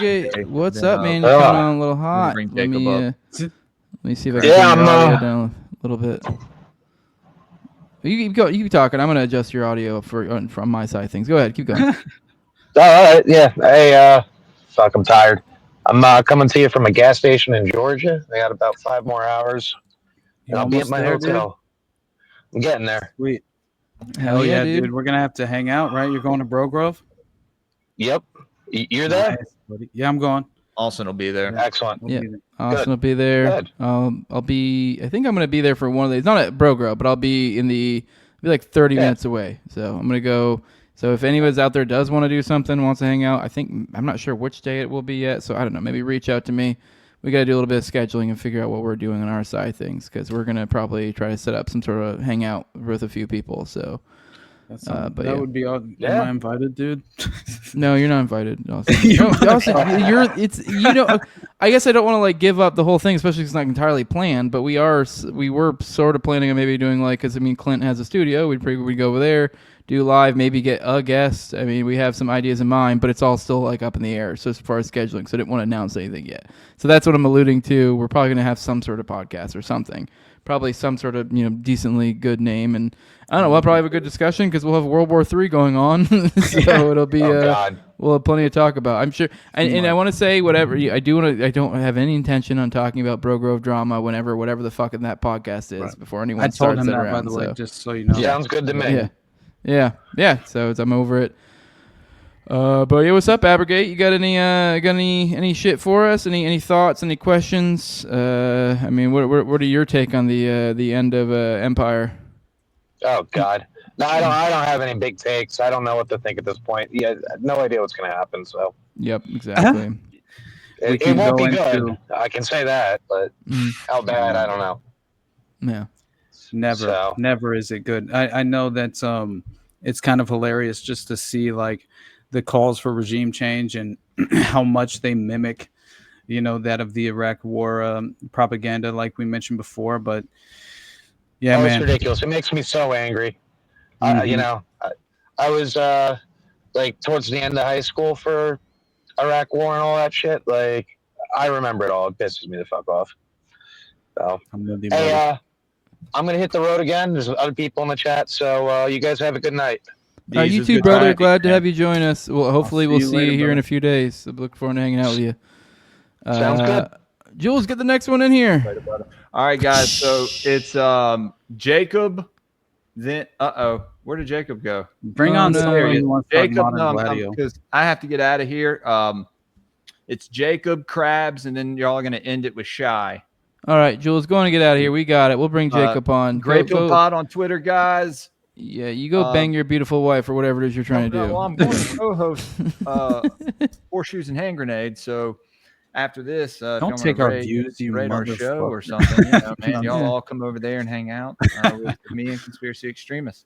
Hell yeah, dude. Brother. Anyway, love you guys. Love you, Jules. Great show tonight. Pleasure having you, brother. Stay grateful to everybody. Get the fuck out of here. All right, we got Jacob up in this bitch. What's up, dude? What's going on, fellas? What's up? Any thoughts? Any questions? Hey, you probably dug a little bit into this Minnesota stuff. Any thoughts? We haven't really dug into it like hardly at all. We're just we're getting ready to claw at that narrative just a tiny bit. Any thoughts? Have you dug into it or not really? It just seems like something you would have. I mean, a little bit, just because it seems like weird timing. I mean, the No Kings flyers that he supposedly had in his car. Yeah, over the top. Yeah, very much Fed planted shit. Oh, dude, I mean, had a whole manifesto though. Totally seems a list like Phoenix Gladio nonsense. Exactly, it's just man. I'm telling you, list a continuation of everything that's been going on, and it seems like perfect timing too, because they kind of wanted to distract from other things that were going on. See, somebody said boost audio, so it's all the way up on my end. So I got it. I can edit it on my end. Keep going. But yeah, it just seems like it's really convenient. But it kind of seems like they also wanted to throw it in when there was all this other chaos, Yes. So maybe it kind of like slipped under the radar, which I guess it kind of has. However, this has completely wiped Palantir off the map. Nobody's fucking talking about it except for a select people on X. So, and it seemed like that was definitely the I guess the game plan with all of this World War III shit is to get rid of Palantir, which they did. We get rid of it? What do you mean? So we don't talk about it anymore? Right. Okay. Right, draw attention away from even the immigration crisis, right? Like as far as just the domestic operations playing out, I think that it becomes specifically strategic timing, definitely, as far as this Iranian conflict. I think it's been brewing. They've been waiting to kind of green light this, and once sort of the circumstances were set, and well, I just think that this individual specifically, 57-year-old Vance Belter, he's allegedly stalked his victims like prey, is what they said, right? And it gets so insane when you dig a little deeper into his connections, because the one I found real quick, I wanted, I guess I'm jumping ahead, but then he worked for a company called Praetorian Guard.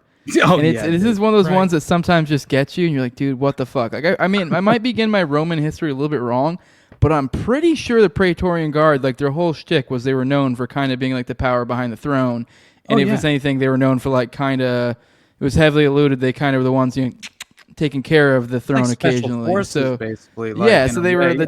they were the OG deep state is also another way to kind of look Right, at it. Like but they were the power behind the throne, you know. Before he did that, he was a general manager at 7-Eleven.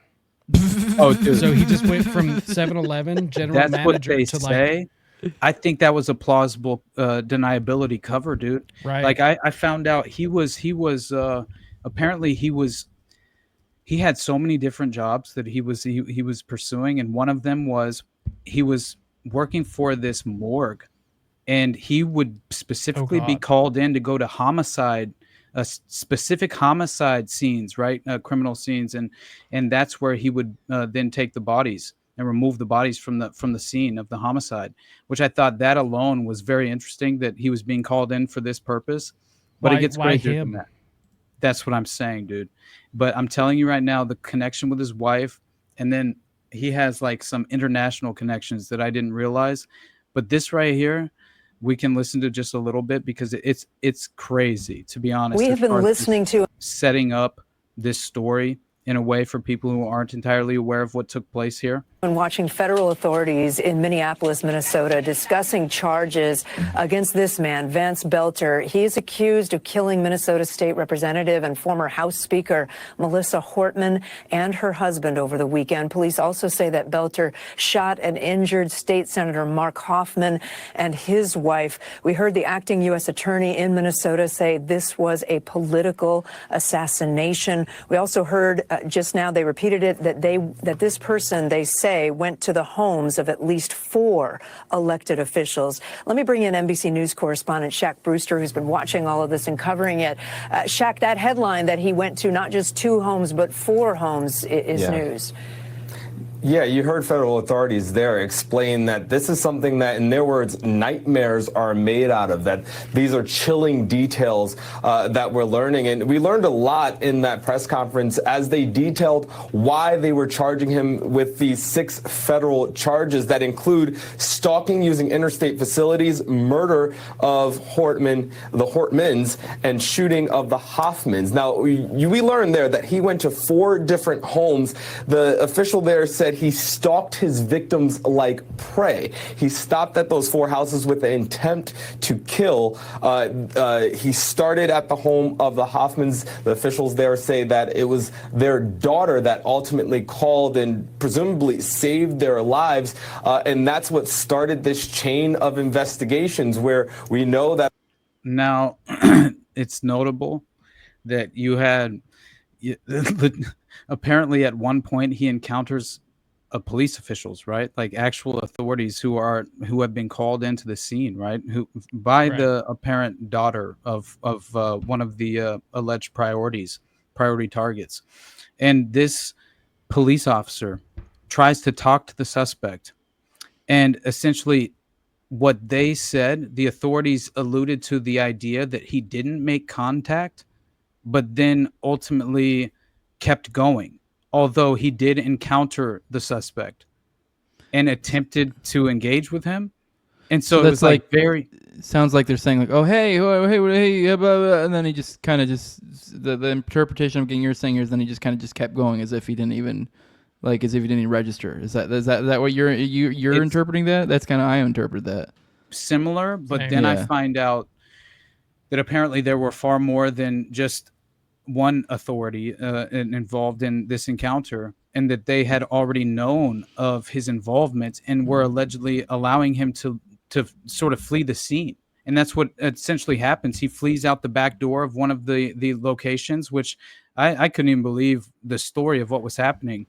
But we'll get into more of the details after a couple more minutes. That authorities say the suspect went to 2 other homes of lawmakers. At one point encountered a police officer who was responding, who tried to talk to the suspect, authorities say, and essentially didn't make contact, and then ultimately kept going. And that's when this all ended at the home of the Hortmans, who were killed after a shootout between the suspect and police that were arriving there on scene to essentially do a wellness check. So this was a really chilling details and a chilling account that we learned from authorities. They did say that the suspect is now in federal custody. We can expect to see him in court at 2:30 Eastern time. This is when we can presume. That's quick. Yeah, very quick. Now, it gets more interesting because there is a report that says that this man's wife, so Vance Belter, yeah, Belter, his wife is apparently she's Jennifer Belter, and she's detained after police stops her in apparently Onamia, Minnesota. Onamia. I'm not entirely certain how to pronounce it, but this is where they stop her. They've been tracking this specific vehicle, and apparently there had been 3 relatives of Belter that were also in the vehicle at the time. And so there was no elaboration on who the individuals were, but it turns out that, she is apparently... This is crazy because she has like all this ammunition, these various weapons that she gets, passports, a weapon ammunition apparently is involved in the stop. And I should have taken a damn screenshot, honestly, because this is it's super important. And I know that they are going to effectively paywall all of this information, right? Which is basically happening in this moment. And so I'm going to try and find another link to this. Here we go. I have it. So it turns out. Jesus. It's got a big old thunder. You guys didn't hear that on my end. It's got a big ass thunder. All right. That's what that was. Sorry. That was weird. Okay. All right. So Belter, right? He's part of a business group that met with Democratic Republic of Congo's ambassador to the U.S. on November 30th, 2018 in Worthington, Minnesota. This was one aspect of these interesting connections that started to play out. Now, not only that, but he worked for a company called Marathon Oil. And Marathon Oil was just targeted by these arson cases, specifically in Texas, that had these specific criminal cases of arson that basically, played a vital role in kind of, I think, another reason why you're seeing some of these domestic targeting. It's just another layer of Gladio, right? In terms of like, not only was he involved with this company that's being targeted for arson, he's also lobbying for the employment of Congolese nationals at Marathon job sites in the past. This is apparently happening as well. And so it's very interesting because this is Praetorian Security, right? Yep. That's a company that he was apparently involved with. Praetorian Guard Security Services is it's said to be. First of all, it's very interesting because this whole situation, right? They find Belter and his wife owning this LLC, Praetorian Guard Security Services, but the company was first registered with the Minnesota Secretary of State's office in September 2018. And so this is it gets crazier than this because apparently on the website, Jennifer Belter, she's listed as the president and CEO, right, of this Praetorian Guard Security Services, and they're offering residential armed home security for your family, home, and property. And then the website states that they are licensed service in Minnesota, helping to keep your home, property, and those you love safe. But then it gets even more interesting because on his LinkedIn page, according to his biography, he has been involved with security situations in Eastern Europe, Africa, North America, and the Middle East, including the West Bank, Southern Lebanon, and the Gaza Strip. It doesn't provide any... This just sounds like programmed to kill nonsense. It's exactly what it sounds like. and it doesn't provide any details on the actual security situations of these alleged stories and or cases of the involvement. So he's a contractor. That's what it sounds like. It sounds like he's a he is a military domestic contractor. asset and a potential mercenary in my mind for hire, right? And so it also offers armed security services. We drive the same make and model of vehicles that many police departments use in the U.S. currently. They apparently drive Ford Explorer utility vehicles. So again, you have this sort of like, we're obviously attempting to pass ourselves off as legitimate law enforcement. You know what I mean? Which to me, it falls perfectly in line with some of these kind of like, if you remember the Boule and how they were functioning, that individual was connected back to Kamala and those weird fraternities that they were involved with. Right. And they had their own security force that was masquerading around as a cops. Actual. They had like they were that was the whole thing, impersonating an officer. That was the whole issue. Exactly. Well, it was started over. Tim Walz has issues with this in his political career, if I remember correctly, because if anyone remembers, he sent out the police during COVID when everyone wasn't staying in their homes and everything.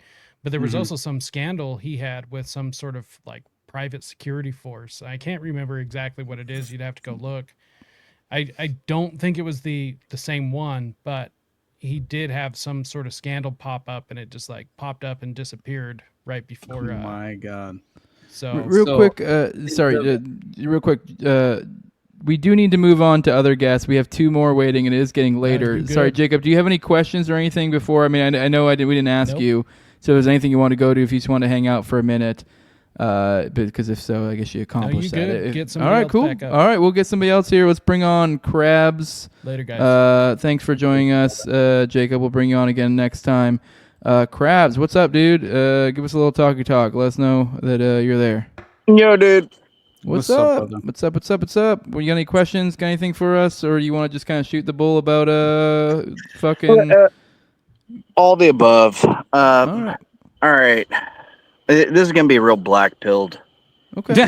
But Let's do it. I kind of want to jump off of Ask Cream's question or thought experiment. That's a real fucking faggy way of asking, like, is revolution here? Is that time? And I don't mean to y'all need to tell me, or I don't know what language 1984 language I need to use to not flag your channel. Oh, I don't give a shit. I don't give a shit. I'll say nigger on the stream. Okay. I don't give a fuck. Go for it. Okay. But that's not like.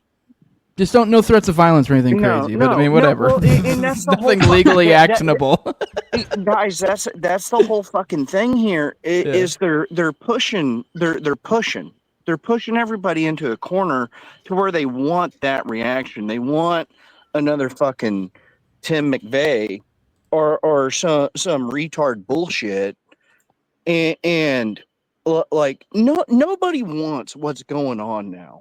You talk to your NPC Republican or Democrat friends or associates or coworkers, and I mean, yeah, I know some diehard MAGAs are, but even then, you really get if you get into the uncomfortable with them, they don't want what's going on, but man.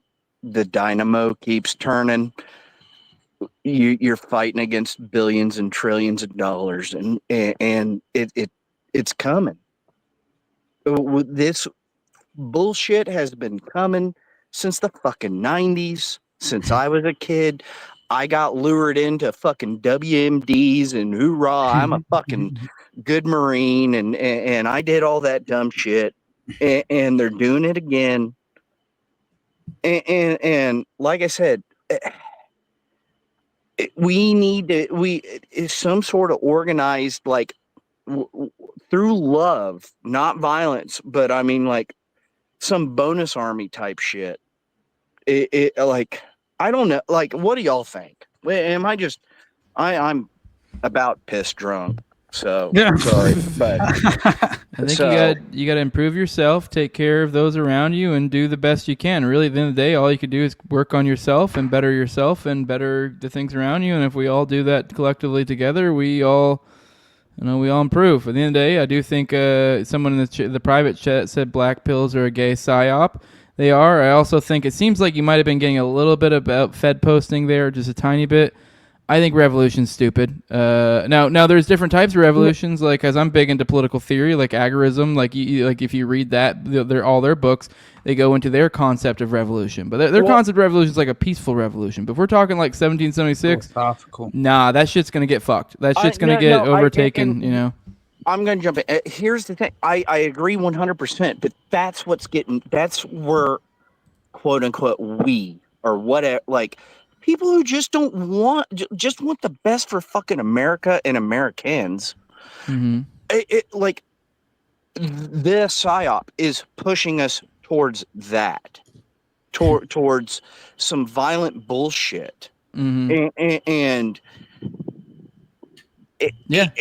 That's the black pill. That's where you see these accelerationists, these people that are like, oh, we just want to destroy it all. That's where I don't even fucking care. There's even the anti-natalists and stuff. So they are trying to make doomers of us. That is true. So yeah. Again, this war with Iran is coming. We are at war. A goddamn battle fleet. You don't move a fucking battle fleet around for. So, back to Ask Cream's little fucking question is like, if we really feel, or if we're a democracy, if we believe in the democratic whatever, we are represented by who we elect, then fuck yeah, we are 100 fucking percent responsible if we bomb the homes of fucking people. I mean, God damn it. Like I said, I'm sorry, guys. I mean, I get what you're saying. I mean, I think the democracy is fake and gay. So, like, yeah, I don't think I have any responsibility whatsoever for those deaths. But I do think I'm stolen from. So, I should try to withhold the best I can. But I get what you're saying. I get what you're saying, brother. I think the most important part, though, is basically what your mom said in the private chat: parallel systems and community, which is basically just limiting your dependence on the current system, which is. You're just trying to insulate yourself, right, from the consequences of the permanent establishment and exactly what you're talking about as far as this geopolitical conflict, which is obviously has been in the making and a manufactured crisis for longer than we've probably been alive, to be honest. And finally, things are coming to fruition in terms of the globalist framework. And this is, I think they're ahead of schedule, but in no way is that a black pill. I think if you've been deceived to the extent to where criticizing the current system and realizing the unfortunate position that we find ourselves in, you know what I mean? It's like, really, you're just at this point, you're just identifying the fact that they've created this new pejorative to leverage against us, as the conspiracy theorist moniker was so long, utilized. In the same way is the black pill moniker, right? Oh my God, you're actually contending with reality itself, motherfucker. Yeah, I got all that. Right, you're actually questioning reality, and you don't at all align yourself with, the political establishment as it's currently constructed, and that's where everyone's been conditioned to become a statist. No one is actually opting out of this and focusing their time on creating these independent alternative systems, and if they are, those are the people you should align yourself with, because I think that's where the hope resides. You know what I mean? The rest of it is all demoralization, strategically driven to misdirect us. See, in Austin, I get you, but like the closest town to me is 400 people. I live in a real small community. We're real tight knit. I actually live in a community with an HOA. That's weird enough, and I'm on the board of that, as fucked up as that is. But yeah, that's a whole nother fucking thing. But anyways, I'm all about, like, that's what I'm trying to say is get to know your fucking neighbors, gentlemen. ladies and gentlemen. Like, get to know their skills, get to know their beliefs, get to know. Right now, we really need to be. Hey, but we just need to be knowing our neighbors in a more intimate way than ever before, and having those weird, living in the uncomfortable, and not offensive, but steadfast. But we've been living in fucking Disneyland. All of us, I mean, up to today, how have you, all three of us, everybody in chat, how have we been propagandized today? We're all susceptible to it. And we just got to start breaking these walls down of left, right, fucking libtard, Republican, whatever the fuck. I mean, it like I said, shit's really fucking knocking on the doorstep, gentlemen.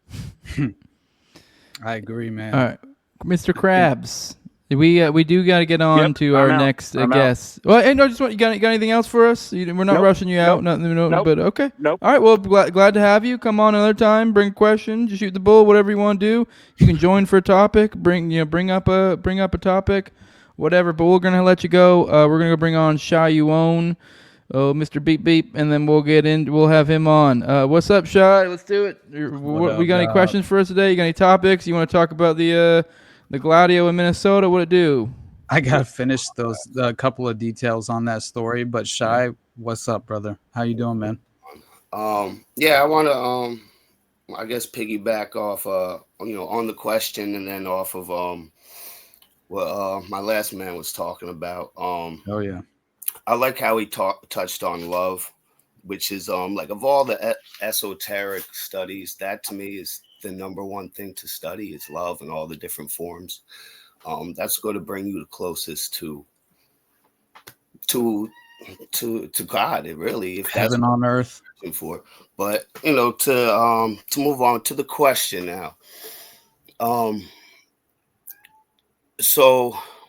Like to say, when it comes down to like, oh, people voted for this, so this is what they deserve type thing.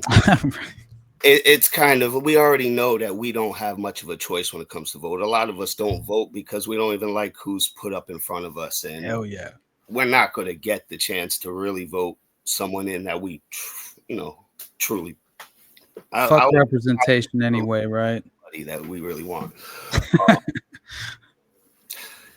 And then in the framing of the question, which I had a little problem with the framing of the question because it seemed like it was talking about like colonialism, and then once colonialism ends in these countries, then the country just gets fucked up, which is just skirting the fact that the country got fucked up because it got put into a system that wasn't natural to the system that was there for thousands of years to begin with.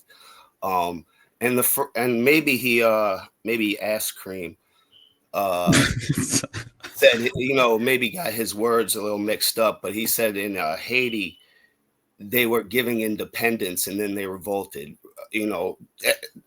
Just logic, right. That doesn't make sense. And Haiti is, known is the only country to have a successful slavery revolt. It was, they successfully had their revolution. So, and then to expand on like the community thing, and it is very important for us, for the individual to make sure that they have health, love, awareness, and wealth. It is very important. Those are your mainstays. So once you have those, and really your wealth comes from your love and your health. Saying if that's the true wealth and your awareness. So once you have to be good in yourself in order to help the next person. If you're struggling, you can't really do much for the next person. But for instance, you could walk down the street and someone could pass you, and this person has been having a bad day. They've, their wife's cheating on them or whatever, you know what I'm saying? And they don't even say a single word to you. You're not even really looking at them. You're looking past them. You see them, but you're not paying attention to them. But you subconsciously do pick them up. We only pay attention to like 30% of what we actually see. 70% of what we see is just being internalized. And you could pass that person and their mood, their face, just the way their face is, can have an effect on you. So it is very important to make sure the people around you are good. And that then just keeps expanding. Like, community is good. Like, I live in the city, so it's not that small. There's a lot of people to deal with. You know what I'm saying? And hey, I'll be honest, Shy. I don't want to know my neighbors. Like, I can't fucking stand my neighbors, but I'm just being honest. I live in LA. What are you to expect? You know what I mean? And honestly, I'm sure we would get along a little bit more, but if I was, interested in kind of having like an honest and objective, open-minded interaction and meet someone new, but like, I don't know, man. Like this is why, like, I've basically, I grew up on a 35-acre farm. So like, maybe that's a part of it, is that I'm experiencing the exact opposite. And inherently I'm just entirely like against this lifestyle and in every way seeing like the level of control that people have. Yeah, man. Like, I grew up like, my first like 15 years of my life, like I grew up in like a suburb of a city. So I grew up walking around saying hi to everybody as a kid, all the neighbors, hey, hi, you know what I'm saying? Then when I started moving to places where there's more people, you can't do that. There's just too many people. You can't say hi to everybody. So, and that's kind of the main, that's kind of how people move through a city and stuff. But just my last point to try and wrap it up, it'd be like, we have a huge cognitive dissonance. You know what I'm saying? Absolutely. Yep. It's good to recognize why these things, what's the impetus of this, why we put ourselves in these positions. And I think about like, I live in a place where there's a lot of people that ask for money. They get you right at the highway, like right at the stop sign and all this. Very nice sign. Time. Like, come on, guys. And if I'm even in a good mood or whatever, or I have some money next to me, like I may want to give it to somebody. I think maybe this person might need a break. You know what I'm saying? Or a little something, whatever. But then you get to the next person, you get another block, you see someone else, and you're like, oh, maybe I should have given it to him, or you know what I'm saying? And you can't, and eventually you start to get mad because you recognize your own helplessness. And I want to really just leave it at that. Like, we really start to internalize once we realize like how much we really can't help others, it really does reflect how helpless we are on the inside. And that comes to, talking about these wars and all that stuff. We're really just trying to reflect and just hope for the best, Right. I remember when before I moved, I was still in Arkansas, and I saw this dude, man. He's on an off ramp of the highway, and he's asking for money. So I was like, all right, I'll give you some of my lunch that I didn't eat from work, right? See how it is, see how your reaction is. And they couldn't care less, man. They had a really nice truck that that they were making payments on, that was parked in the gas station across the block, and this was a job to them. And I was just like, man, that's demoralizing, right? Like, you try and go out of your way, like, hey man, here's some yogurt, here's a sandwich, like you need something, I'm actually like, I don't need it, it's cool, I didn't actually eat it, right? And then to have that reaction, it was very eye-opening for me. It was something that I needed to witness, and I'm not like writing off everyone that I see because of this obvious experience that I had, but at the same time, I think it's very important to kind of like just interpret, just at the very least be aware of kind of the devious nature of many people who have been conditioned in the current system, and where we are far too lazy, undisciplined. I think the vast majority of us are unwilling to put in enough effort, and the ones who are, will rise above in a way on just because it really doesn't take all that much. It's just kind of applying yourself at a certain extent and attempting to pursue a more ethical path. But the only thing I know, Jose, we'll get out of here, brother. But I'm just saying, like, I do think there are a couple of details and I won't be long-winded in this. I think it's very important. It's just I don't believe got paid. you for 1 second. Dude, I got fucked, man. No, I'm telling you right now. I got paywalled earlier, and it really it affected my ability here because this is the details of this alleged, just as far as like the wife being apprehended and what was found, and then the apparent list that he had, right, and manifesto that he had, which I found very interesting. Right, he's sitting in the Hortman's driveway. These lawmakers who specifically, right, like apparently he believed that many of these lawmakers he was prioritizing and targeting were driving forces behind the legislation to codify abortion rights. So this was another like political factor playing involved as far as the motivating factor involved here. And I thought it was interesting. But then Belter's SUV, right, that was left sitting in the driveway of one of the victims, there were all these flyers, like Jacob mentioned earlier, right? These No Kings flyers that were in his vehicle. Now, what's more interesting is that he's very much pro-Trump, right?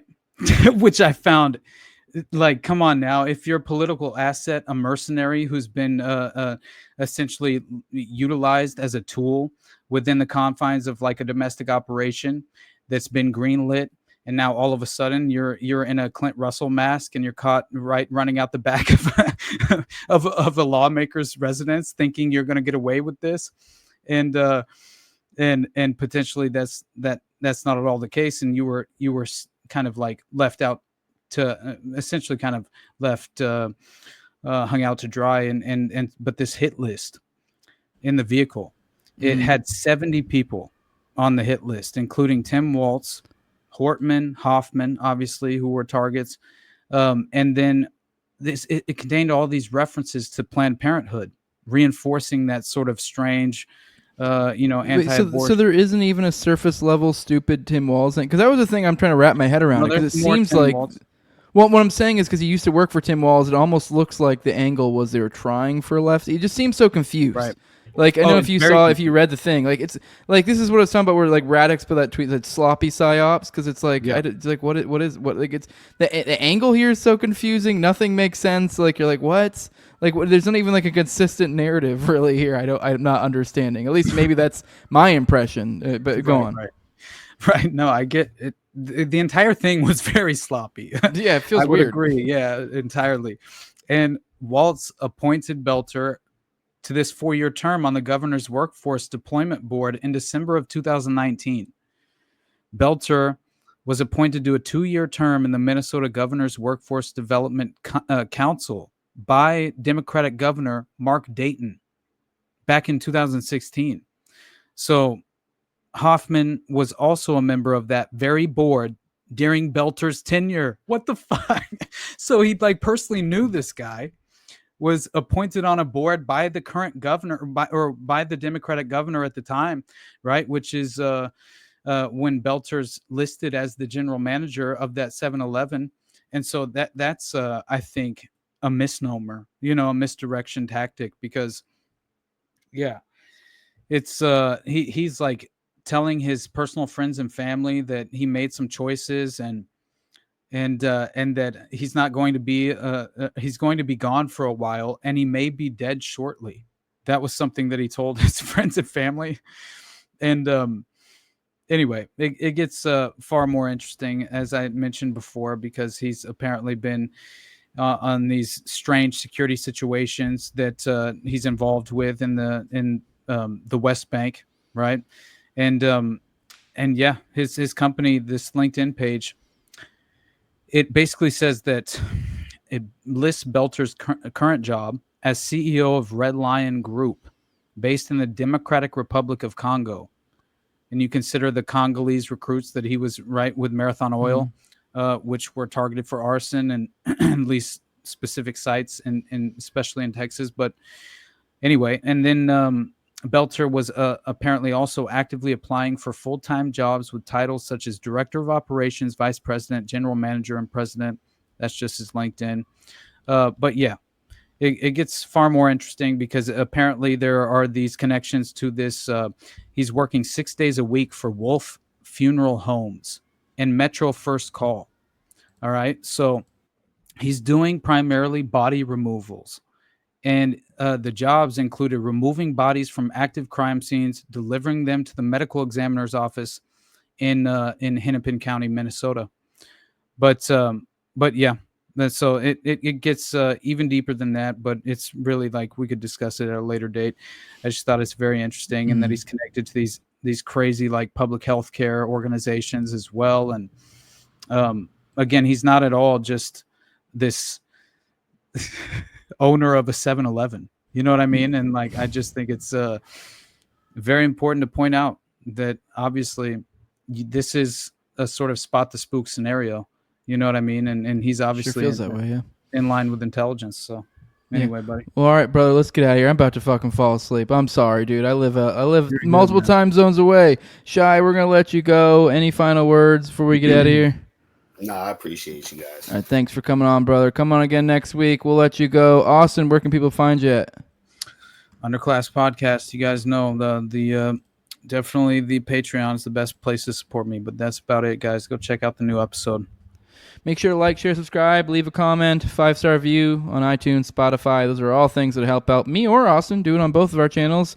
We would love that. If you want to directly support the show, you can do that over at patreon.com/NoWayJose2020. The lowest level is $2. That's where you get access to early episodes. I do 1 to 2 paywalled episodes a week. Usually keep about 4 at a time behind the paywall. That gives you weeks of paywalled content. You also get an ad-free RSS feed, and you get priority for the call-ins, and you get access to the pre-show on this show today. Already did.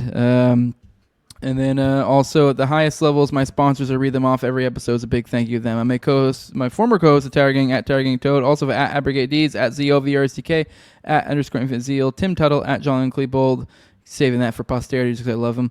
Will Bell is Delicious Blueberry Rabbit Eye Wine, big fan of the show, Torn May, and then Jordan Pearson. With that, we are out of here. Deuces, everybody. We will see the patrons in the after show, or I guess the callers will stick around too. All right, see you. We're out of here. Bye-bye.